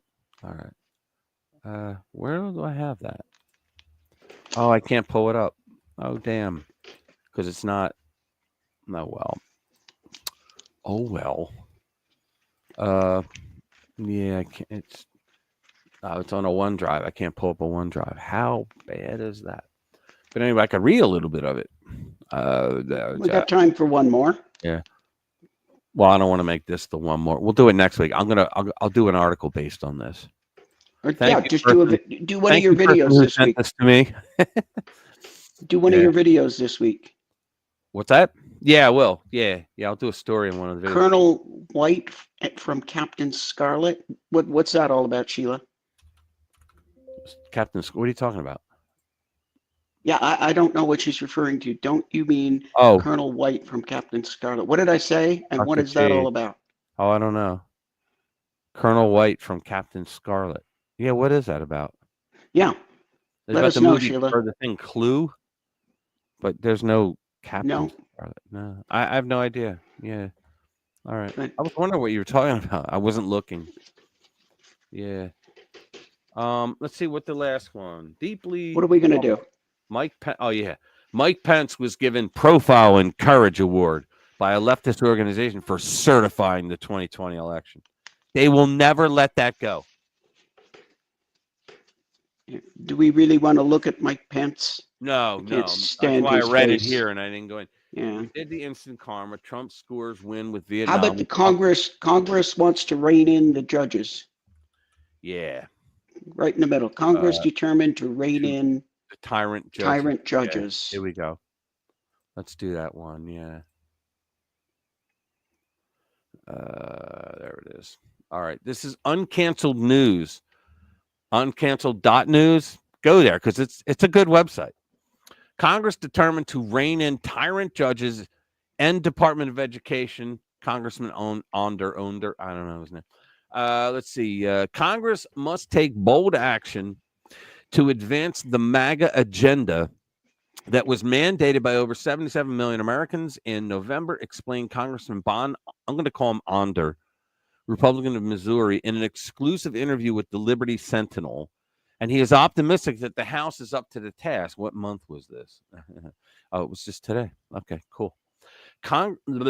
Items on Congress's agenda include fully eliminating the Department of Education, a process Trump began with an executive order that gutted bureaucracy within the department and transferred certain financial responsibilities, such as student loans, to the Department of the Treasury. I don't know why the Treasury wasn't running it anyway. But to fully eliminate the department, it would take an act of Congress because they wrote it in, right? Carter put it in there, but then 2 years later, they stupidly put it in. Onder revealed that the House Committee on Education, and where I want to get down to the other one. I don't care about this. Turning to lawfare in the progressive judiciary, Representative Onder condemned tyrant judges blocking President Trump's actions, saying that Congress can and must consider using the power of the purse to defund rogue judges. Quote, we need to take whatever action is necessary to rein in these tyrants who think they are more powerful than our elected president. Exactly. No one elected these people. No one. None of these district judges were elected by anyone, and they think that each one of them thinks that they have the right to overrule, to tell a president that was elected that he doesn't have Article 2 authority to do what he's doing. Trump has broken no laws. Congressman Onder referenced H.R. 1526, the No Rogue Rulings Act. Well, that was original, which is gaining traction in the House as a positive step towards reining in progressive judges. Now, what's to stop a judge to have them take that to court and a judge goes, I'll overrule it. It's unconstitutional. What's to stop them from doing that? You know, we've already had this discussion because in the Nixon presidency, they tried to sue him. He was bombing Cambodia. Yeah, he wasn't. And he was trying to sue. I can't remember the details, but he was being sued, and it went to the Supreme Court, and they basically said there are certain Article 2 authorities, national security and foreign relations being amongst them. And Sheila explained, by the way. Did you see this? I'm sorry. Yeah, I'm just seeing that now. Yeah. Looks exactly like Colonel White from Captain Scarlet and the Mysterions. Yeah, never heard of it. No, that's good. That's good. But I like to learn but shit. they tried to sue to get Nixon to stop bombing Cambodia. Yeah. And it was thrown out because they're not allowed to interfere with our specific Article 2 powers. Right. That has nothing to do with separation of power. It's Article 2 authority given to them. And in fact, the Enemy Aliens Act, that has been through the Supreme Court. Right. And it has been determined that not only is that a presidential power, but the Enemy Aliens Act is not subject to judicial review. Right. Period. Until it is. But, you know, the thing is, a judge can say anything they want. Right. And unfortunately, yeah, but here's the thing. A district judge, a federal district judge, is not allowed technically to rule on anything national that has a national implication. He can't rule on something outside his district. This is why we call him a district judge. He can't rule on things outside of his own district. Yeah, and yet they are. And they say, well, he's being unlawful. First of all, he broke no laws, but they're being unlawful by doing that. Yeah, and then you get up to the appeals court where you can make that argument a little more, but really the only national court is the Supreme Court. And even, because even the appeals courts, they're usually 2 or 3 states. Usually they cover 2 or 3 states. That's it. So I don't understand, and I just don't understand how they're getting away with this. And the press is making it look like, well, they're in the right because Trump is like, come on, I read the Move On. That's their mentality. Trump is trying to steal our money and our rights for his billionaire friends. If you ask me, much more important than prosecuting, for instance, Joe Biden or Nancy Pelosi, whatever, I think my priority, if I had to pick, priority would be to go after some of these judges, and I would. You take their law license, get them disbarred, and thrown off the court. And if you can throw them in jail, that's a bonus. But that's, I think, the first thing you got to. 670 odd federal district court judges out there, and they all think they overruled the president. And you get to pick which one you can go to, and you just go to the one that's got the long blue. Oh, they do. Yeah. They judge shop And every day. They do. Yeah, and by the time it gets to somebody who can do something else about it, you've already made your point. I want to do one more because it hits me. Which one? Facebook. Ready? Facebook to shut down fact-checking program on Monday, officially over. That means no new fact checks and no fact checkers. And see, these are the MFers that are they're knocking my feed by 98% in Facebook. So they're throttling me, in other words. Meta, the parent company of Facebook, announced Friday that its fact-checking program in the U.S. would be officially over on Monday. Now, I got to be honest, my numbers are going up already. They've been going up for like the last 3 days. I used to get, we used to get, there were many articles where I got over 1 million hits in the past when I was writing for David Harris Jr. And I was getting thousands per story when I started RPW Media, but then we went down to like 2, not 2,000, not 200, 2, 5, same group. I always post everything I put out to a potential 500,000 people, right? I was getting 2 and 3. They were throttling us, right? And so now I'm in the thousands again. It's not to where I was, but it's going up again. But I'm waiting to see if when this officially ends on Monday, if my numbers start to go up after that. So the news comes as after Meta CEO Mark Zuckerberg announced in January that the company would end fact-checking and move to restore free speech on Facebook, Instagram, and Threads. Starting Monday, fact-checkers will no longer be able to rate new content, and old fact checks placed on content will no longer appear. That's what I wanted to hear. Because when they do a fact check, they also throttle your feed.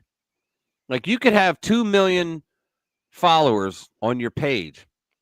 And for technical reasons, right? You could have 2 PCs and your finger on both and to go into your feed and both of them will have a different feed. It'll be the same feed, but you won't see the same posts.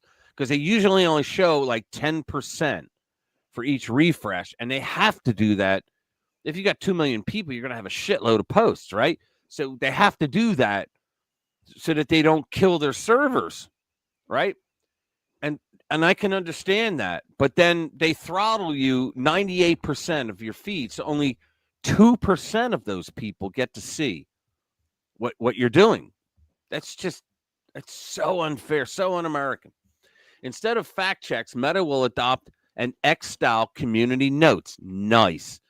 That's another thing we can thank Elon for. System where users can add context to posts, which are then rated by other users. Anyone will be able to sign up to be, and I just hope that they are taking away the throttling, because what a pain in the ass that is. Anyone will be able to sign up to be a contributor to community notes. Oh, I will be in there if they are over 18 and have a verified account for over 6 months. That's all I need to know. Okay. Well, again, I don't think that he has suddenly seen the light and taken the red pill. I think that Zuckerberg is, he's a sleazebag. He's going where he can make money. Well, he's also afraid of Trump. Yeah, well, I don't know. He may be afraid of Trump, but he sees which way the water is flowing. Yeah, but he's afraid of Trump because in 2020, he put out $400 million of his own money to rig the election. Mm-hmm. He did. He broke laws. He broke laws. He put money out to purchase those ballot boxes, the drop-off boxes, and he only put them in Democrat districts. That's a violation of federal law. You can buy them, but you must put them equally in both. And he did. But I don't think judges. I don't think he really gives a rat's ass who he votes for. Well, I don't know if it's quite that, because he's not looking after you or me. He's not looking after Trump. He's just seeing which way the water is flowing. And he sees that the wind is blowing in this direction now, and he better get on board, and he better suddenly become, MAGA friendly. Yeah. Well, that's what he's doing. Just to mention, I had a warning. In case you guys don't know, when you have a channel, the first time they hit you, you don't get a strike. You get a warning. Then after that, you get a strike. You get a warning for. Well, I'll tell you in a sec. After that, you get, if you still have the warning goes away in 90 days if you go through re-education camp, which I did. I went through the process, right? Actually, it wasn't that bad. I don't agree with what they say because it's censorship, but I liked that they told me why. Because most of the time you ask them, like you do, like when I got strikes, and if I was up to 2 strikes, one more, I would have been booted off the platform. I was very nervous. But after all that work, and I would have been kicked off. And when they take your channel, they take everything. Your Gmail, they take your Sheets accounts, everything. It's gone. And you have multiple accounts under multiple channels under the same person, all gone. Even though the other channel did nothing wrong, right? So I was worried about that, but have to self-censorship, unfortunately, right? Yeah. So I know. So, well, what I was doing is I was actually, if you go through my catalog during that period, you'll see I would put a video out and I would say, hey, how you doing? Rich here from RPW Media. Because this platform does not believe in free speech, I did my video, but go over to rumble.com to see it. Use the same @RPW Media and you'll find my video. I was doing that because, number one, I was pissed at what they were doing because they give you a strike and they don't tell you why. They just say, you got to read our community guidelines. Huh? You were doing that on Facebook? No, I was doing it here. On YouTube. On YouTube. I was saying because this platform doesn't believe in free speech because I was getting hit up for things that were bullshit, right? And let me say this too. I understand why they have the guidelines, right? Most of their guidelines make sense. They don't want you saying certain things because they're just totally, completely inappropriate. I understand free speech, but when you hit their terms of service, you gotta abide by it or else, right? I get that it's totally unfair, but they do have a point. All right. So I'm not against it, but I don't like being hit up for something I didn't do wrong. In this case, what I did was what the hell did I do? I brought people into the stream and someone said something. I won't out the person. If he's still here, he knows who he is. But they said something about the vaccines. And you can't You can't say anything because their policy is, and I have a problem with it, but it's not my policy; it's theirs. So I have to abide by it. I didn't even think about it at the time, but you can't say anything medical that was not approved by the WHO, and we pulled out of the WHO. So I don't understand. I don't get why they have that. Yeah, by saying the V word, you triggered the AI algorithm to look at this post, to look at this video. You know that. Yeah. You said the V word. Well, I can say vaccines. I can say that. Yeah, but that's triggering. That'll trigger a second look by. Well, they I pull can that word say it out all day long. But if I don't say what they don't want me to say, like when I said, they forced experimental, they mandated experimental medicine. That's not a lie. Our medical establishment has said yes, it's still under EUA, and the WHO said it is too. So I'm not violating anything. And the funny thing is, I didn't even say it. Someone on the show said it. And just for our YouTube overlords and all the microphones embedded in the walls, this is not to be construed as any kind of medical advice. There you go. We don't do that here. And because we're not the WHO, damn it, and we respect that. We do not pretend that this is specific medical advice. We do not wish it to be medical advice. Yeah. We encourage you to not accept it as medical advice because it isn't any kind of medical advice. Did I say that clearly enough? I think you did. Let me see. Hold on. Oh, okay. Where is it? Oh, there it is. Oh, good. Let me open this up. I think we're about done. Yeah, I think I can pull a PDF up though. If I can't, then we're done. Let me just see. Hold on. PDFs? Yes, I can. Why do we want a PDF? Oh, because the person that sent me. Oh, I don't want to upload it. No, I'm not doing that. I'll do it next week. It's actually a pretty cool. It's communist goals. And they're on the congressional record. It's from 1963. It's extension of remarks by a member of Congress from Florida, and they were talking about U.S. acceptance of coexistence as the only alternative to atomic war. Can you imagine this? This is it came from The Naked Communist, which was written by Cleon Skousen, which is the son of W. Cleon Skousen. He wrote The 5,000-Year Leap. If you guys want to know about the creation of the United States, buy The 5,000-Year Leap by Cleon Skousen, Skousen on Amazon. You can get the Kindle version. It's not that expensive, but he has everything in there that you will never learn in school. It's great. It's fantastic. And then it has U.S. willingness to capitulate in preference to engaging in atomic war. You believe this? Develop. Now, this goes to Yuri Bezmenov, right? All the thing. It's that mind fuck that they did with us for 30, 40, 50, 60 years. Develop the illusion that total disarmament by the United States will be a demonstration of moral strength. Permit free trade between all nations, regardless of communist affiliation and regardless of whether or not items could be used for war. Good Lord. Extension of long-term loans to Russia and Soviet satellites. Why in God's name would we do any of this? This is crazy. Provide American aid to all nations regardless of communist domination. Number 7, grant recognition of Red China. It's 1963. Admission of Red China to the UN. Set up East and West Germany as separate states in spite of Khrushchev's promise in 1955 to settle the German question by free elections under supervision of the UN.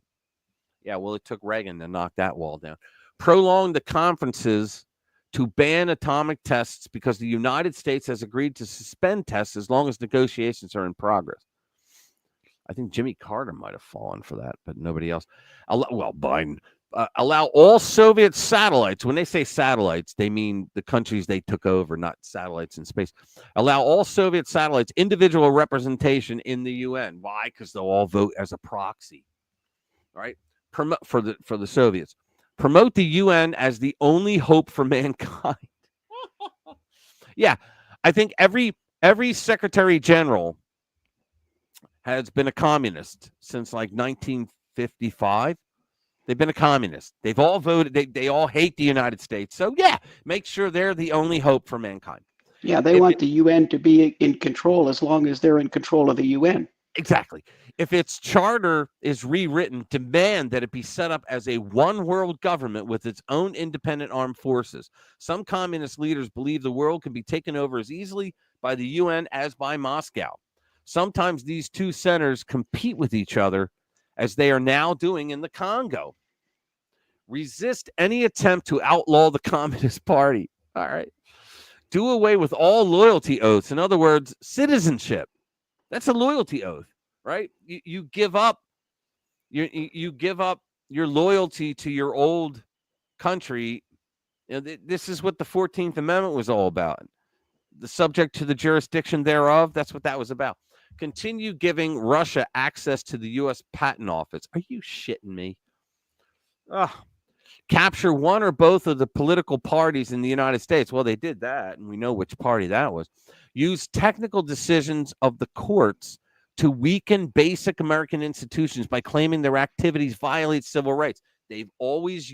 Communists have always used black people to push like civil rights. They've always used them to get what they want. Get control of the schools. That's in the plank, right? The 10-part plank of the Communist Manifesto. Use them as transmission belts for socialism and current communist propaganda. Soften the curriculum. In other words, dumb it down. Get control of teachers' associations, the unions. Put the party line in textbooks. They do that. Gain control of all student newspapers. Yeah, I went in on this party, right? Who would say that? Use student riots to foment public protests against programs or organizations which are under communist attack. Infiltrate the press. They did that too. Get control of book review assignments, editorial writing, policy-making decisions. Gain control of key positions in radio, TV, and motion pictures. They did that too. Continue discrediting American culture by degrading all forms of artistic expression. An American communist cell was told to eliminate all good sculpture from parks and buildings, substitute shapeless, awkward, and meaningless forms. What are they doing today? Replacing all the statues that they tore down, right? With bullshit, satanic shit. Control and art. Pictures of George Floyd. There you go. St. George Floyd to you. Control art critics and directors of art museums. Our plan is to promote ugliness, repulsive, meaningless art. That's what they said. Eliminate all laws governing obscenity by calling them censorship and a violation of free speech and free press. The Nazis did that. They used sex. They used like, what would we call them today? Freak offs, right? They used those. They really did, the Nazis, because they used a lot of them because they thought that they would what's the word? They would do moral breakdowns of other societies that they captured. So if they conquered another country, they would embed into the society like massive orgies every weekend, you know, and it would decay and degrade the moral fabric of that society, and then they move in with the Nazi shit. Break down cultural standards. Now think about, when I'm reading these, think of all the things that you go, yeah, they did that, right? Break down cultural standards of morality by promoting pornography and obscenity in books, magazines, motion pictures, radio, and TV. Present homosexuality, degeneracy, and promiscuity as normal, natural, and healthy. They do that now. It's just an alternative. We only want to get married. Infiltrate the churches and replace revealed religion with social religion. Discredit the Bible and emphasize the need for intellectual maturity, which does not need a religious crutch. You got, what was that one? The Unity. What was that one church? Oh, crap. Begins with a U. Forget. Unitarian? Yeah. Eliminate prayer or any phase of religious expression in the schools on the ground that it violates the principle of separation of church and state. There is no, that's not in the Constitution. And plus, they completely misunderstand what Jefferson was saying. They bastardized it. Discredit the American Constitution by calling it inadequate, old-fashioned, out of step with modern needs, a hindrance to cooperation between nations on a worldwide basis. Almost done. Discredit the American founding fathers, present them as selfish aristocrats who had no concern for the common man. Oh my God. They changed the world with what they did for the American people. Belittle all forms of American culture and discourage the teaching of American history on the ground that it was only a minor part of the big picture. Give more emphasis to Russian history since the communists took over. Support any socialist movement to give centralized control over any part of the culture, education, social agencies, welfare programs, mental health clinics, etc. Eliminate all laws and procedures which interfere with the operation of the communist apparatus. Eliminate the House Committee on Un-American Activities. That one frightened them. McCarthy. Discredit and eventually dismantle the FBI. I'm all for that one right now. Infiltrate and gain control of more unions. Yeah, the commies. Infiltrate and gain control of big business. Yeah, the commies. Transfer some of the powers of arrest from the police to social agencies. What did they do after St. George Floyd? Remember? They said, instead of sending police, we're going to send social workers, trained social workers. How'd that work out for them? Treat all behavioral problems as psychiatric disorders, which no one but psychiatrists can understand or treat. Dominate the psychiatric profession and use mental health laws as a means of gaining coercive control over those who oppose communist goals. Oh, almost done. Sorry. I was thinking this is going on for freaking ever. Yeah, well, people got to hear this shit because they're still doing it today. Discredit the family as an institution. They've done that. They've attacked the nuclear family. Encourage promiscuity and easy divorce, no-fault divorce. Emphasize the need to raise children away from the negative influence of parents. Hillary Clinton did that. She had an organization that allowed children to divorce their parents. Attribute prejudices, mental blocks, and retarding of children. They said retarding of children to suppressive influence of parents. There's only 3 more. Create the impression that violence and insurrection are legitimate aspects of the American tradition. Insurrection, right? That students and special interest groups should rise up and use united force to solve economic, political, and social problems. Antifa, anyone? Overthrow all colonial governments before native populations are ready for self-government. Internationalize the Panama Canal. And finally, drumroll, repeal the Connolly Reservation. I have no idea what that is. So the United States cannot prevent the World Court from seizing jurisdiction over domestic problems.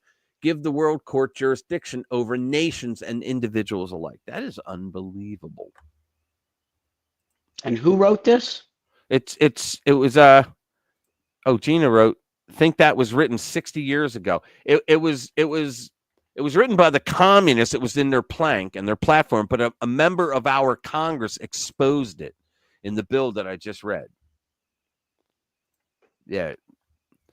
Reverend Marxist commies see full-blown socialism as just a stepping stone. Yeah, socialism was always a stepping stone. I think Lenin said that.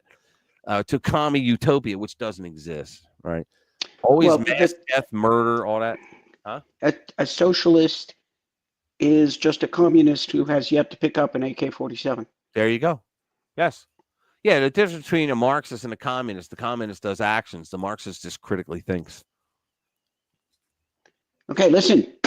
You've kept my ass in this chair for an extra 25 minutes. I didn't keep you anywhere, woman. Guys, if you haven't already, please hit that like button because it does help us. We'd really appreciate that. Let me see. How many we got?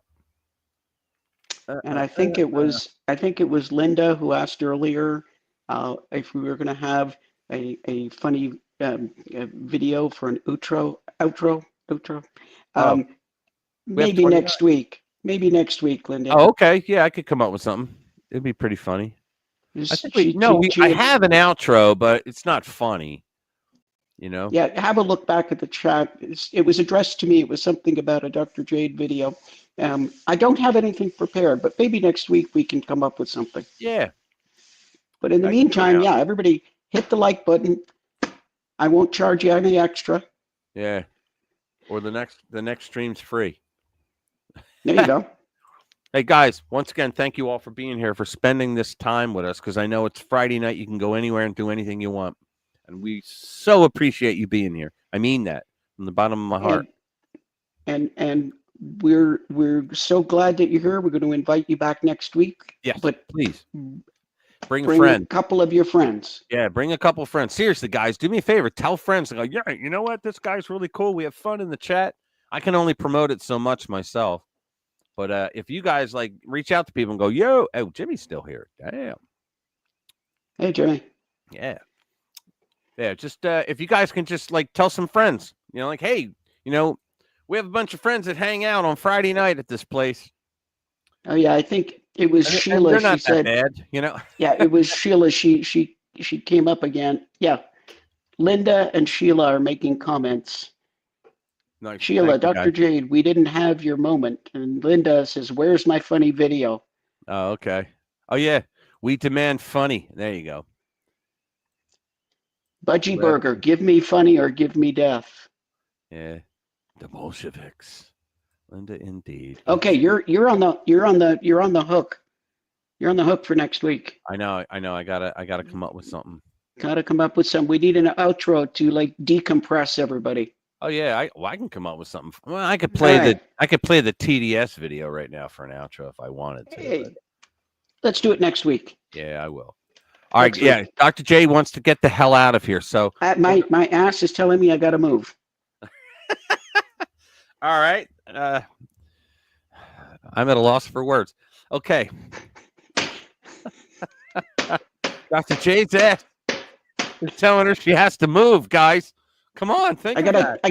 got a timer in my ass. Okay. Does anybody else have a timer in their ass? Yeah. I already did, but they all brought the same mates. Yeah. That's pretty funny. All right, guys. Good thank night, you very much. guys. Have a good weekend. Have a great weekend, and I'll see you on Monday with the next. Well, no, I'll do one for Sunday. Yeah. See you all next week. All right, guys. Have a good one. We're out.